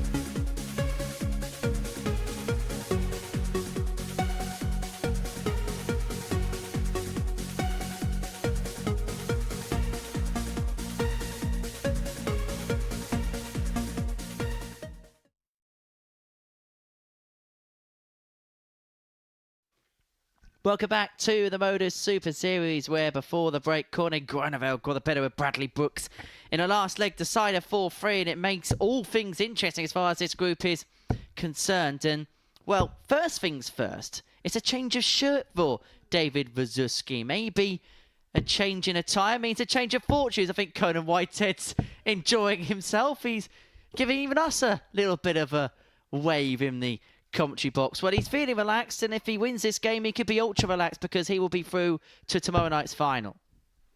Famous last words. We said that about Bradley Brooks in the last match. He's not safe at the minute. However, he could be sometime soon, but I like that wave from the man in black and white. Almost like a king. Should we call him Kingsley Conan? Oh, that is good. That is good. Well, this is how the land lies then. If Wawrzewski wins this game, after game 7 of the second day of Group B, every player would be within a couple of points of each other. And so everybody would be in peril, but everybody would still be in with a shout. It's gloriously chaotic, this group. It's about as chaotic as Wazzy's shirt. 94. There's a lot going on in that shirt. That's... Oh, where do we start? Looks like it's been done with a cheese grater, and then you got a bit of Dave Chisnell on there. His nickname's on fire, and wow, it's like looking at Twin Peaks, that thing. Still has that 41. forget-me-not, which is the official symbol of the Alzheimer's Society charity. It's a charity very close to my heart, 78. as well as David's. And they do great research into that particular disease. And in recent times, there's been some big breakthroughs as well. 70. In terms of treatments for dementia, in terms of research going into that particular disease. And that forget-me-not is the symbol of that particular charity who do fantastic work for people in the UK that suffer with dementia in terms of research and in terms of treatments. Yeah, well said, Henrik. That's why I decided to wear this blue 58. today. Just because of what Mr. Wawrzewski was representing yesterday. I do believe it's National Parkinson's Day today as well. 100. When you consider how much research has gone into Parkinson's, they are still on medications that were invented in the 1960s. I know about you, but I'm feeling 22. The 22nd consecutive game in which Whitehead has hit a maximum in here at the Super Series. Yes, and Henry Deacon has just quoted Taylor Swift. Double top. Game shot in the first leg. Very, very nice. You got the reference. Mind you, as you know, Paul, I'm a big Taylor fan. So you're a Swiftie. Swiftly moving on. Well said. That makes you a Kansas City Chiefs fan, doesn't it? Considering Swiftie and Kelsey. I'm actually a Seattle Seahawks supporter. Ah, so that tells me something about you. It means you know nothing about football. 55. There's actually a diagram online. If you want to find out who your NFL team is, the first question is, are you interested in American football? And if you say no, 60. they say you should support the Seattle Seahawks. It's true. I feel like I've got to defend myself here. The reason I supported the Seattle Seahawks was I went on a family holiday in Vancouver when I was 13. Which is in Canada. Yes. And the Seattle Seahawks are the closest NFL team to Vancouver, and they had a pre-season game there. Okay, I'll give you that. So it makes you a Canucks fan in the NHL. I actually have a key ring with I've got a Vancouver Canucks key ring. And I've been to a BC Lions game at BC Place, which is the host venue of the 2015 Women's World Cup final. 93. Okay, fair enough. Moving swiftly on. What we do know about Conan is that he is on the cusp of a 2-0 lead. However, I tell you what, Wawrzewski's starting to find the 180s here tonight. He's got 4 now. This is tops again. Game shot in the second. Somebody is starting to cook. Give him a wooden spoon and a pan, and he'll give you a 3-star dish. Feel like it's David to throw first. He's 2 legs away from tomorrow night's final now as Conan Whitehead. And there is a little bit of pressure on Conan to qualify through family influences because Conan has missed a family holiday with the in-laws this week to play at the Super Series. So there's no pressure on him to bring home the bacon. 45. Might have been by design. He might have preferred to be in Portsmouth. You just never know. 92. You wouldn't believe how many times in my life I've used darts as an excuse to get out of things. Oh, do you want to come to this birthday party? I've got to play darts. Can you come to this occasion? I'm working, I'm sorry. Great excuse. However, if he has had to play this over something that he wanted to do, 81. what does it tell you? Commitment. He wants this legacy in this place to be better than it already is. 35.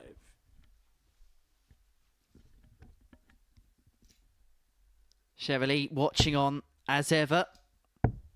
And always on the back of the collar of Conan's shirt, the 134. name of his daughter, Ada, who was a big inspiration to him when he picked up the title a couple of years ago. Almost thought about packing the sport up. 27. He may pack this leg up now. Do you know that name on the back of his collar? It's actually a place as well. I bet you don't know where it is. You can't see the smirk on Paul Nicholson's face. You don't know where Ada is. 27. It feels very Nordic, like Denmark, Norway, that kind of place. I see your point, but it isn't. 140. You're going in the wrong direction. David, it requires 67. As is Wawrzewski if he doesn't take this. Double 16. 35. And if Conan hits this, just watch out. Require 154. He's got the bit between his teeth. Well, this would be supersonic, but the 154 isn't going to go, and so Wawrzewski a path back into the game if he can find the double 16. And he's going to have to find it because Whitehead's threatening the double break.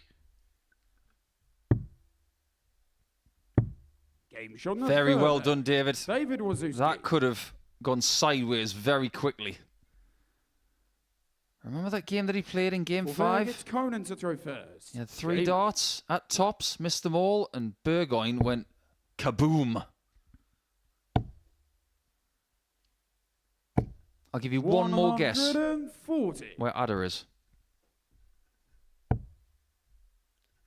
Let's go... Let's go the other side of the world, shall we? I'll tell you what, I'm going to say Zimbabwe. You went too far south. Way too far south. 91. It's in the former Yugoslavia. Ah. Which part of Yugoslavia is that now in terms of modern geography? Serbia. Ah. Got to be careful when you talk about geography in that part of the world. The thing is, when I was younger, if I wasn't playing darts, I was looking at maps. 60. I had an atlas and I had a globe and I would just look at it the whole time. 60. By the way, I can't be your phone a friend if you ever go on Millionaire. Because you haven't got my phone number. And probably not your friend either. Oh, look at Whitehead there. He enjoyed that one, didn't he? He's going to enjoy the next shot even more if he hits it.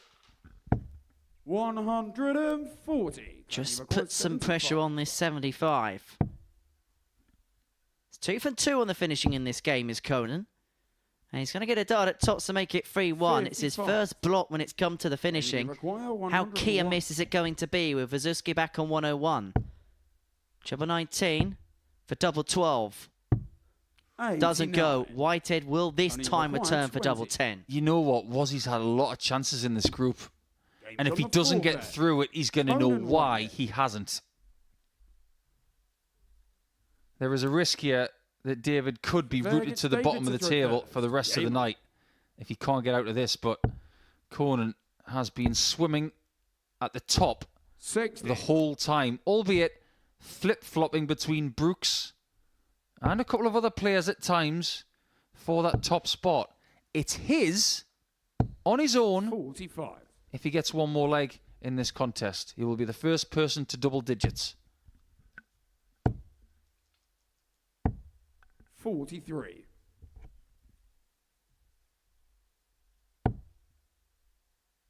Well, Dave Wawrzewski was talking to me earlier about his love for Phoenix Knights. It could well be good night if he loses this particular encounter.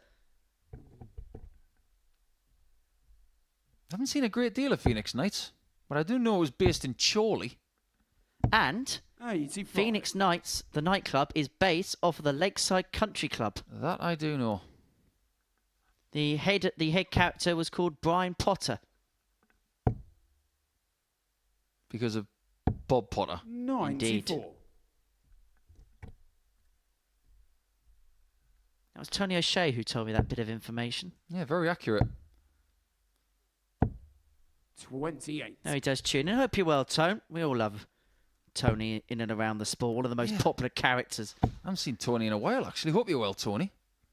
180. That's what we call dipping your bread 3 times in a match. 81. And this is to send himself through. He's got 6 starts for his place in tomorrow night's final. He may only need the 3. But he is not going to do it in ton-topping style. 87. He might be saving the style for tomorrow. Or should we say, because we've passed the midnight hour, tonight. 60. Conan, you require 56. So Whitehead to return to the Saturday night setup. Tops. Double 10. And the Barbarian returns to the business end of the week. The former champion is back into Saturday night. A 4-1 victory against David Wawrzewski confirms his place into tomorrow night's red carpet occasion. A look of relief, a lovely embrace between the pair. Conan Whitehead, he is in, and he knows he is in. He knew that 2 wins tonight was enough to send him through. He knew 10 points would be enough tonight to send him through, and he has done so with an 88.75 average, 4 from 6 when it came to the finishing. 3 maximums as well. He's hit a max now in 22 consecutive games here at the Super Series. So Whitehead, that W enough to see him into tomorrow evening's affairs. Bradley Brooks can do exactly the same if he can get the better of Pete Burgoyne next, and that would be great news for Corné Groeneveld.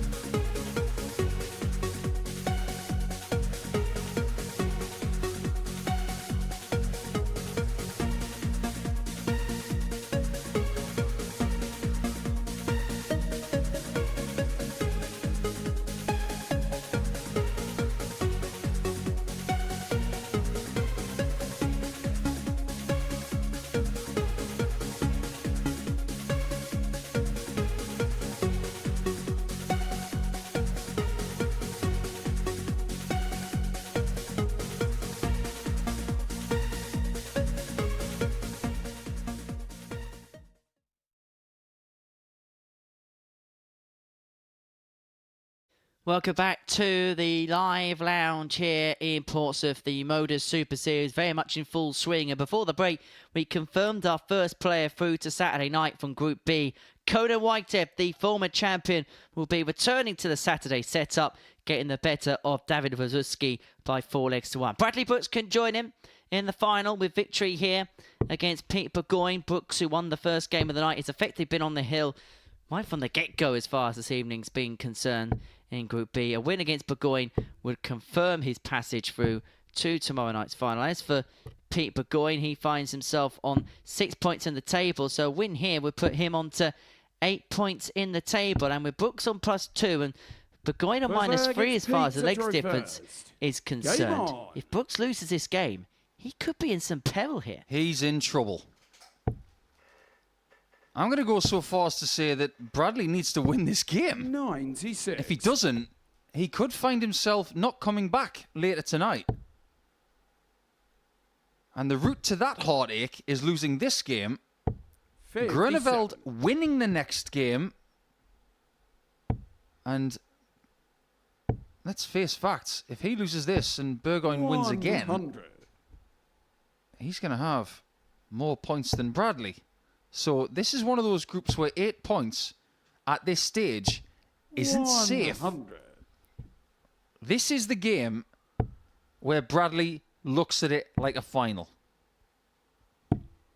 58. This is like being in the last chance qualifier for the World Championship. If you don't win it, you go home. If you do, you're there. However, 140. he still has outs, even if he loses. But he's going to need favours if that is the case.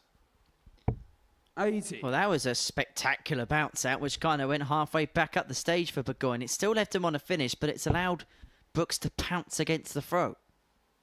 Not as violent as Victor's bounce outs from earlier in the week, though, where he was trying to destroy the wires on the dartboard. 78. And almost destroy himself. Hi, Bullseye. 142. Goodbye, chance. Bradley Brooks, 120. And it could be a game littered with chances like this that may have to go. Brooks now the 1-2-6. Finds the 2-19. So double six. That's spectacular for Bradley Brooks. When he's been in the mire, he has found a big finish to break the Burgoyne throw and go 1-0 up. Bradley to throw first. Game on. Let me see if I can say this in one take. That is a big-time bam-bam from Bradley Brooks, because the timing of that 57. was remarkable. And make no mistake, Pete Burgoyne, who has a genuine chance of getting out of this group, that really hurt. This is a man that prior to that checkout had hit 5 from 42 attempts on a double. 96. A great point. His doubles tonight have been atrocious. I don't often use that word, but 57. if Bradley was going to try and categorise his doubling tonight, it would be very close to that word. But maybe, just maybe, 140. because he hasn't played as well tonight as the previous night, that extra pep and that extra motivation 60. to try and correct what has gone wrong tonight is why we should be impressed with the start of this contest. And Treble 19 is definitely cooperating at the minute. 134.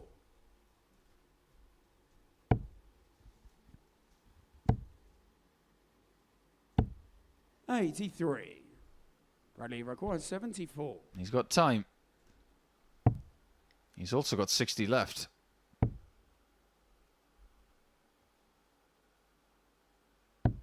And now he's got a 2-0 lead. Bradley Brooks. If in doubt, just win 4 legs straight and see your way through to Saturday. Sleep well, Bradley. Feel like it's Pete to throw first. That's Route 1. We're talking about a player who's starting to reset everything. 46. He's been a PDC player for a very long time. A very long time. Since he was a kid. 140. And the fact that he's now taking that step back and the way he's handled it, I have to applaud it. Lesser players would have already failed this year because they'd be licking their wounds, sitting in front of the TV saying, do you know what? I've been a PDC player for 6 or 7 years. Maybe I should just get back to the tour. No, you've got to do it with hard work. And that's exactly what he's doing.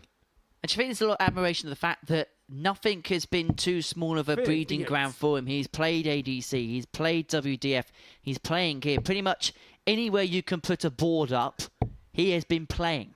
He has, and he's been succeeding. 81. It's almost like he's gone back to school.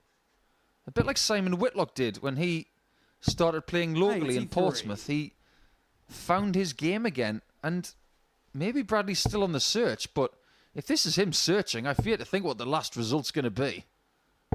174. I feel like he's a player that people maybe underestimate when he walked through this building for the first time. He's a player that could be dangerous, not just for weekly titles, but for series titles in this kind of form, at his top form. And he's looking for 3-0 on the double break, and he pins the double 12 for 14 data. And now Bradley Brooks is throwing for his place through to tomorrow night's final, and perhaps in some style, averaging 102.5. Gets Bradley to throw first. Well, who's to say that back-to-back titles in series go to Bolton, then Blackburn? 137. Well, there has been some title droughts in that part of the world. When was the last time Bolton won a title in football?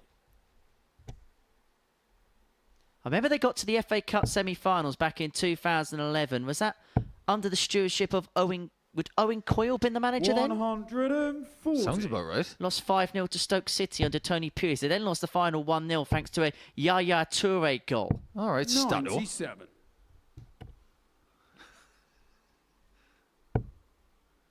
You can't see it right now, but Henry Dickens got a rather wicked smile on his face. 96. Do you know what else was history making about that? It was the first ever FA Cup final to be broadcast in 3D. 140. Bradley Brooks, 128. This is time for qualification for Bradley. It's on his mind, and the way he has gone about his business in this vastly important game tells you everything about where his head is at right now. He is right on point. 140. Bradley Brooks, 32. Double 16. And bam, bam, will make it through to Saturday night. Bradley Brooks with a ruthless display to seal his spot into the finals. An average of 105.47, 4th and 5 on the finishing. Kicking off with that 1-2-6, which kind of set the train in motion for the Blackburn man. A 4-0 win against Pete Burgoyne means that he has now got the safety net of progression through to tomorrow evening's finale. And so Pete Burgoyne, he's going to have to go in his final game of the evening session. And in the middle of that, we're going to see Corné Groeneveld take on David Wawrzewski. If David can win this game, well, we'd have 3 players on 6 points going into that final game, which Pete Burgoyne will play against Conan Whitehead.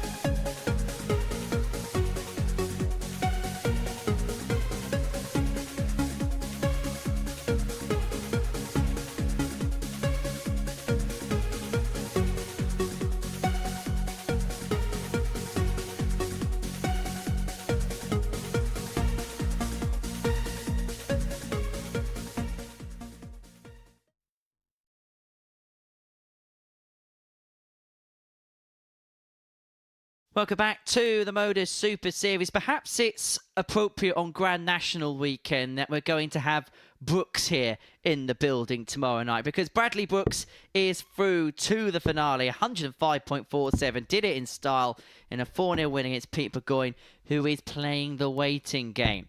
And awaiting us now is Corné Groeneveld and David Wawrzewski. It's our penultimate game of the evening session. As far as the table is concerned, Groeneveld's on 6 points -2 in terms of legs difference. Pete Burgoyne, 6 points -7. Wawrzewski, 4 points -5 in that particular column. First leg, We do it's have Corné to throw first. some situations Game which on. may seem slightly complicated, but we have worked it out. If Corné Groeneveld wins this game and keeps all of his 20. darts on the board, he simply has to win this game, and he will be in Saturday night in his debut week. 121. So this feels like a final for him. However, David Wawrzewski can get there too, 100.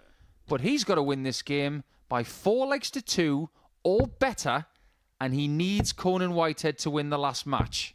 22. That's it.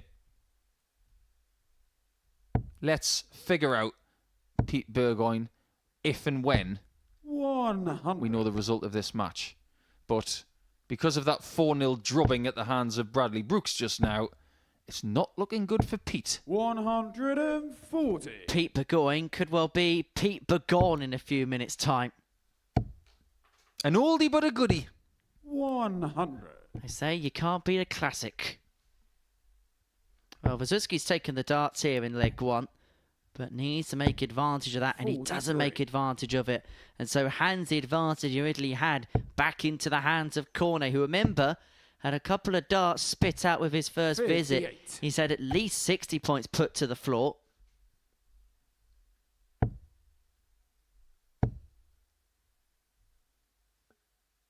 If you're not sure, in that spot right there, I really, really like the 137. step off. 123. Don't throw when you're not ready. I like the ball here. Hasn't got it. 89. But when David Require stepped off, he 38. did get the treble 19 to leave double 19, and he's taken it On the third immediately. leg, David Wawrzewski. Wawrzewski breaks, he leads 1-0. It's a little bit of a concern this evening with Corné's line, because there's been a It's David few to throw attempts which first. just dragged Game either on. low or wide. Yeah, I think some of his shots have been quite wild. Remember some of those shots he had 60. earlier on tonight? When he was going for tops and double 18, they were missing by almost an inch. 60. Well, Tricey's bust big numbers by hitting the treble. Did it once on the treble 21 in 60. Did it on the treble 45. 9, wanting 25. They're going to have a wild dart every now and again, but you can't have too many. 100. Not in this company. And I think that's been Corné's biggest lesson, isn't it, this week? Learning to adapt with the field of talent that he's had. And he really did take to it like duck to water in that Group A campaign. Was in that race for the title right until the very line and right until the very last. But it was Victor Tingstrom who was too strong in the end. And we'll see him 121. tomorrow evening as part of our Saturday night action in Portsmouth. You might have just thought of the Saturday night line right there. Is Victor Tingstrom Mr. 60. Too Strong? That's got a ring to it. Might Is he want to gonna- write that down. Is he going to win this Ting? You can forget about that one. 121. That wasn't very good. A bit like that Big Shaq song, that Ting will just scrap. Pap, pap, pap, pap, pap. 41. Things you wish you 199. could unhear. Right there. Like that. 67. Doesn't like that. What kind of music was that?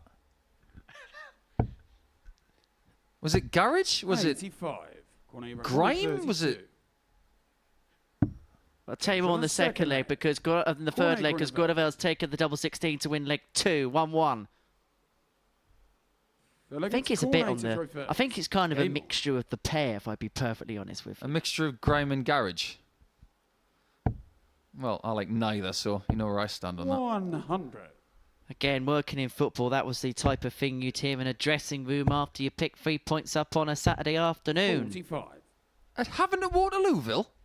The season we won the National League South, every single time we won a game on a Saturday afternoon, which was quite frequent in the 2017-18 season, that would be the song that was played. 11 games that season, we won 1-0. 45. No wonder you know that song quite well. And funny enough, some players, when they're playing really good darts, 140. they establish habits when they listen to music prior to an important match. And this is an important match. This is about trying to qualify for Saturday and to have a crack at the money and the invitation to Champions Week. Because we're into the second half of this series now. Some people like a certain song before an important match to make sure that they're focused and motivated. 95. And when we ask these guys their quick-fire questions, they tend to tell us that song. Okay, double eight. Very nice. I like it a lot, but David doesn't. Because this is a crucial play in the match, because Wawrzewski needs 4-2 or better, which means now he's going to have to win all 3 legs on the spin to give himself a hope and a prayer. 81.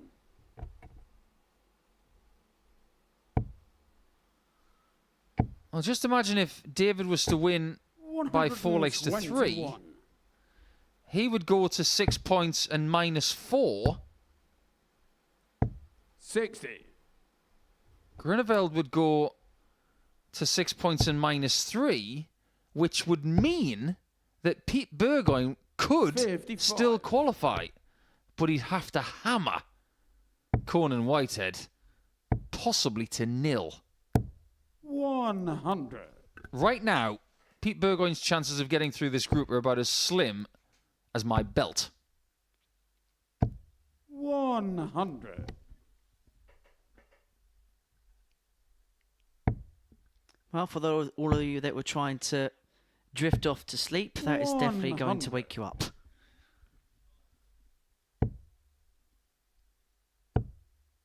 Well, Wawrzewski needs to win every leg from here on in, and this would be the first step forward, but Groeneveld hits a 140, which makes this a must-hit, and it isn't going to be.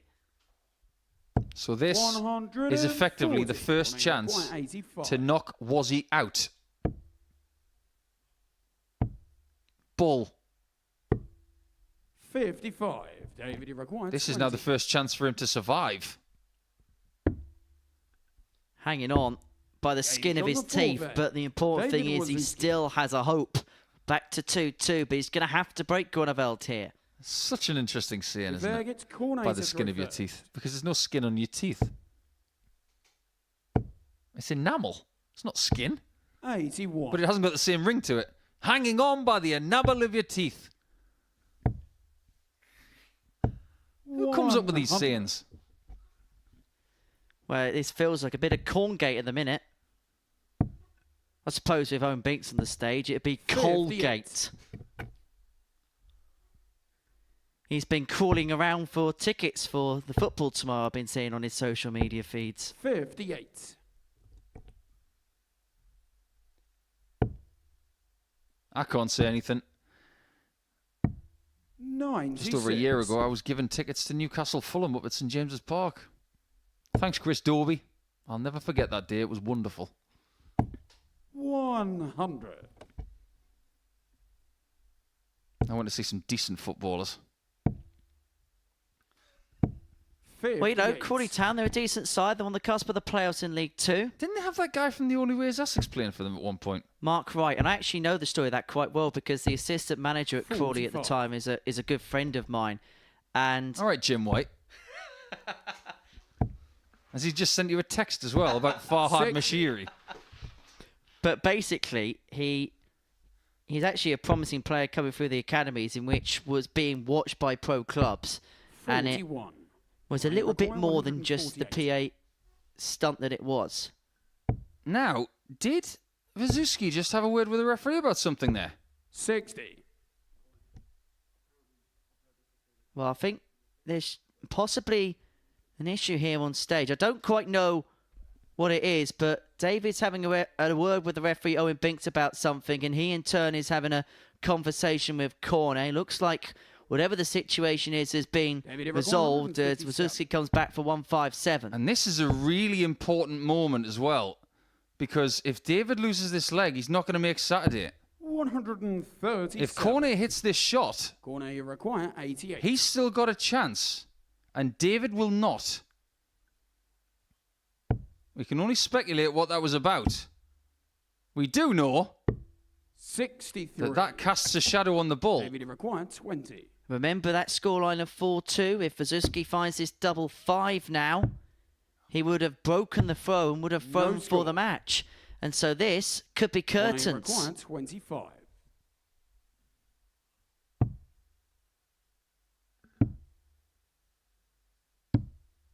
Not just yet. David, you require 20. Feels like the tension has been injected to the stage, because Wawrzewski now, this leg is enormous. This could well be the leg that sees David make Saturday night at the expense of his opponent. This is, dare I say the word, I don't think it's controversial is the right word. 140. This is icy. Well, the pressure of the situation is most certainly bearing fruit on the stage. And I don't know about you, but is David playing now with a little bit more pace and zip than perhaps he was earlier on this evening? Now, let's face facts. If David wins this leg, he goes to 6 points and a leg difference of -3. 96. Groeneveld would be out.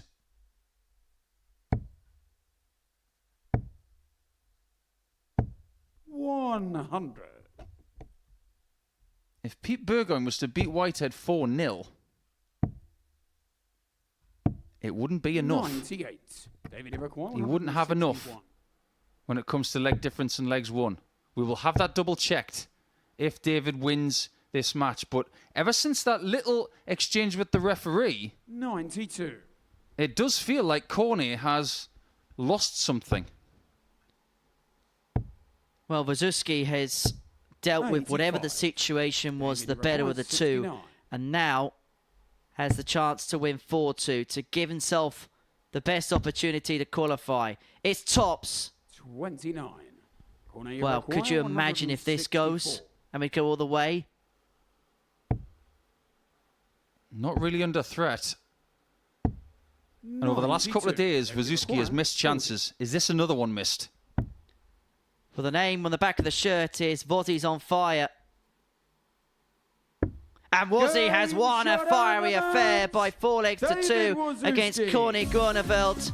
A shake of the hand in the end. The pair have a chat about what's happened in the game. A conversation about something that's gone on during the particular match, and the conversation still goes on. The referee Owen Binks in the middle of the situation, him acting as the peacemaker, and still they're having a conversation, and still David Wawrzewski is trying to get his point across. Corné Groeneveld trying to explain his side of the conversation as David Wawrzewski wins by 4-2, and still the conversation's going on. There's no signs of it ending. It's still going on stage. Wawrzewski is 1-4-2, and still the deliberations and the conversations go on. But as far as the table is concerned, it now means this. Corné Groeneveld -4, 6 points. It means that he can no longer do anything more. David Wawrzewski, 6 points -3. And because we're looking ahead to the next game, Whitehead against Burgoyne, we will give you and dot the I's and cross the T's to the players depart the stage after a fiery affair. It's Whitehead against Burgoyne. It's our final game of the session after this short break.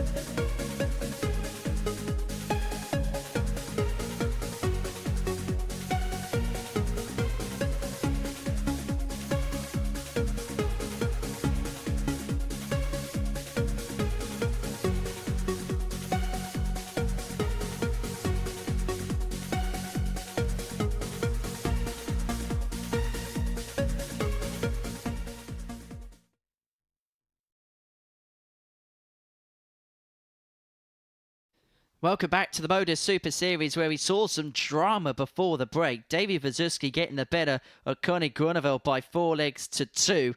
Drama both on and off the hockey in that particular affair. There was an exchange in the middle of the game where Wawrzewski then picked the leg up to lead 3-2 and then go on to win 4-2.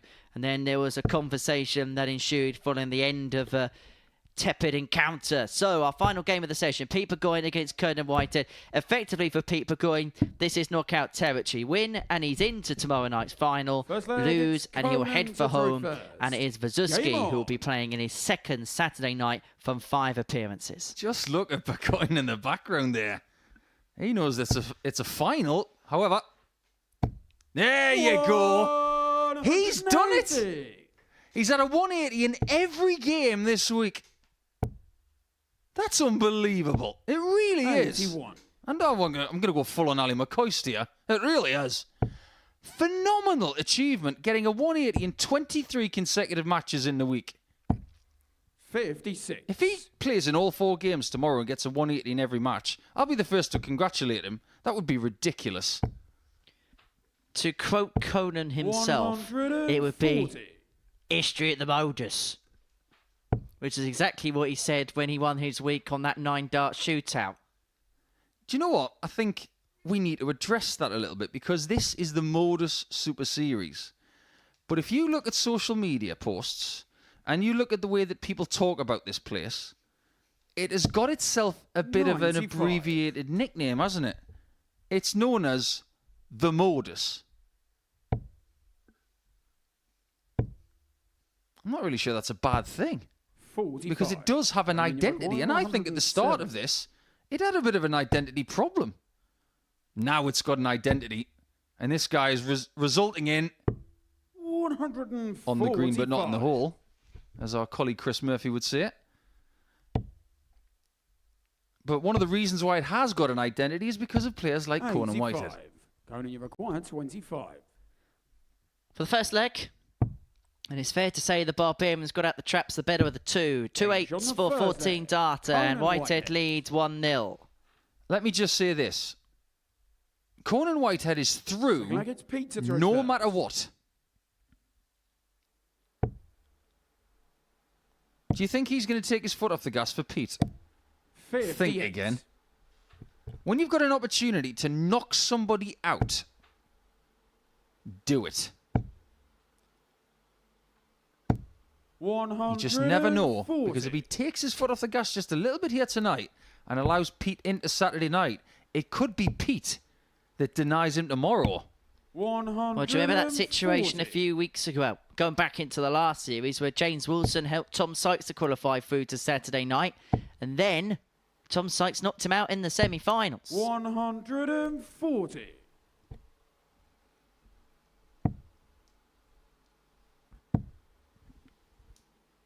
Beat Connor Scott to see his progression through. Maximum visit there to lead 1-3-2. These guys are going hell for leather. Or if you're a vegan, hell for something like leather. Pete record 132. Jumper 19. Left the bullseye. Whitehead 1-2-1 to double his lead. Been a high quality start to this game. Treble 17. Gives Whitehead a go at the ball. But he can't pin it, and so Burgoyne 72 to square this game up. If he hits it, you're going to hear it. 54. But he can't find it. Conan, you require 35. This is one of the upsides of finding a 15 on the bull shot. It gives you options. Game shot on the second leg. Option number 1, a 2-0 lead. Back-to-back 14 darters, that for Conan Whitehead, and that equates to an average of 107.36. Crucially, that is a break that Burgoyne has lost. At this stage, and in this mood, you just can't see Conan breaking. Is there anybody harder to beat on this stage when he's in this mood? 46. Of the players that are available right now, at this level, there can't be many players that are harder to beat than Conan. 140. He really does believe this is his manor. This is his home, the Super Series. It's the place where, for a player of his immense ability, maybe the one thing that 180. you could label against him was a lack of big titles against his name, but he broke that duck so emphatically here. My word, that's an impressive 180. backup shot. Pete finds a max, Conan gets a max, and Pete's in again. 81. Whatever he does, You've got 143. Conan seems to have the answer. This is not mastermind. Even when he has a bad dot, he recovers. Well, so far, the 77. Barbarian's been unsurpassable. His average 107. Could have a hat-trick of 14 darters here. 100. Conan, you require 66. Okay, that leaves 64. So, is he going to finish on the bull? Nope. Double 11. 44. That one nudges the wire the wrong way. You require 94. Is this a route back in the match for Burgoyne? 2 in hand at tops, needs to go. Double 10. Doesn't. 74. And Whitehead's back for 3-0. Conan, you Ouch. require 22. That was such an enormous chance. 2 8s. 40. Chance missed. This time for Whitehead. You require 20. Well, this really is must-hit territory. It's must-break territory in more ways than one. He's wondering how that's missed. I would focus more on the fact that you got one left. Now, if he's going to go from there, it's going to have to be high. If he goes left, the line's got to be good, and he's got 2 guides to use.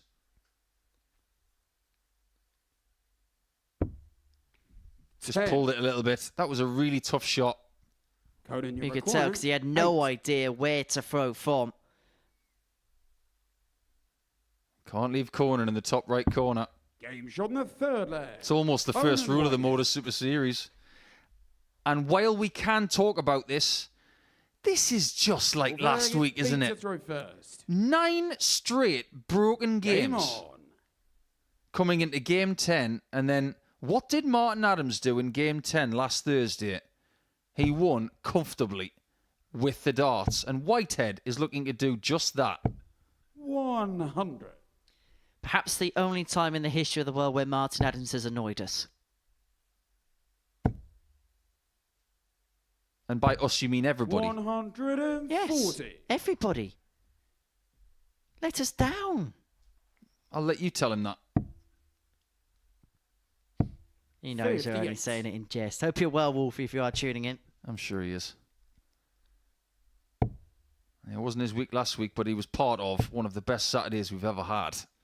Well, if you want to see a little bit more of that, tune into our 100. Super Series YouTube channel. You can sample the atmosphere and you can be here on a Saturday night, dartshot.tv. And if you want a sample of what it was like here last Saturday, there is a video on our social feeds. 140. On the YouTube channel. Just look for last Saturday night and just marvel at how loud and how brilliant it was. Loud could be the war of Conan Whitehead in a few moments' time 100. because he'll feel like he's closing in on the win, although Burgoyne will be hoping to leave it much more makeable of a pair here, and he has to win the lot from here. Simple as that. And what a setup. 171. That is not the first 171 of Pete's night. Do you remember when he hit that on a 206 earlier? Against Wawrzewski? 99. It kept him in shape. 32. This would keep him in with a chance. He must hit this. Because if he misses the next one, he runs the risk of giving Wawrzewski a chance of getting through. 24. Conan, you require 62. Well, it's felt like the Barbarian has just blown him away now. And he's going to have a dart. At tops.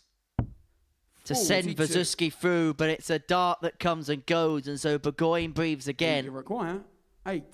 2 4s to keep him not just in this contest, but to keep him in with a chance of progressing through. Oh, and he's score. bust it.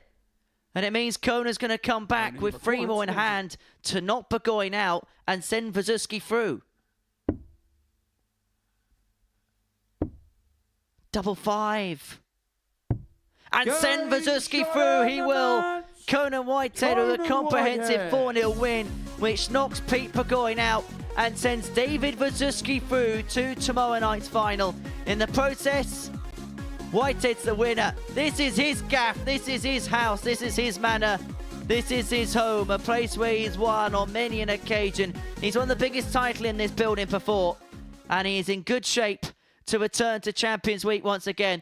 That the tail of the tape from a 4-0 win against Pete Burgoyne, which has sent him out of the competition. It has sent David Wawrzewski through. In the middle of that pack is Bradley Brooks as well. So Whitehead 4, Burgoyne 0 rounds off the evening's action. Myself, Paul Nicholson, will be reflecting on all the action in the studio on the other side of this short break.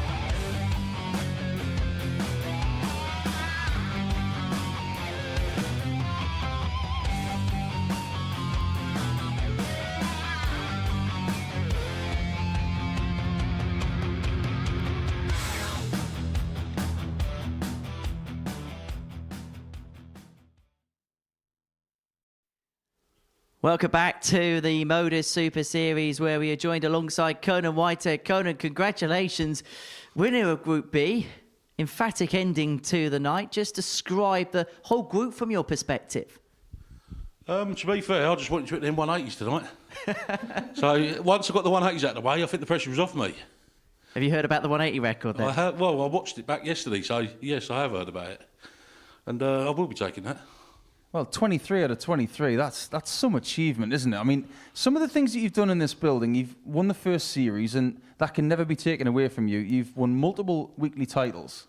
But to have a day like today where Colin Osborne has become the first person to have 3 perfect days in a week, and he's a great of this place, but you've just started to have your own slice of history with 23 games in a row. What we can do overnight is we can try and find out the exact record that you have to beat tomorrow. Is that something you want to break? To be fair, it's not what I've got to break, it's what they've got to break after I've done it. I'm going to hit 27 straight. I'm going to hit 27 straight. I'm going to be in the final tomorrow. And I don't even think it matters who I play now. I'm throwing that well at the minute. I'm confident in my own game. My setup's brilliant. And I'm comfortable. You say you feel comfortable and confident. Where would you compare it towards a couple of years ago when you won the competition outright? If you want me to be brutally honest, when I won it outright, I was already happy with the 10 grand in the final. And I said to Graham as he walked on, I said, well, I've got 10 grand. And he went, yeah, but you could have 20. I went, don't care. And I think he was thinking about the 20 and I wasn't. So, yeah, I had no worry. I went into the final, won 4-0. And I had no pressure on me. When you won that stage title, or the series title, you were saying a lot to us off the air and on the air about this being like a home from home. Do you still feel that way? It's getting harder. It is getting harder. Yeah, it's still home from home. I enjoy playing here. I feel comfortable playing here. And I still feel once I'm on that stage, I don't think I can be beaten. Like, that's in my own head. One of the things I really want to ask you at this stage, because I think a lot of the people watching would love to know, because you've been here since the very start, has anything changed? Does anything feel different to September 2022 since you started winning titles in this building? I don't know what context you're talking, really, because in my own head, nothing's changed. But the building's changed a hell of a lot. I mean, the building's improved, and even the darts have improved in this building. But in my own head, I'm still as confident as ever. Let's get back to tonight and just generally how you felt you played over the course of the evening. I think I started off very slow. And as soon as I got that first win under my belt, I just didn't think I was going to be stopped, and obviously I wasn't. But I felt so confident once I got that win. I think there was a lot of pressure tonight because it could have gone either way for anyone in this building.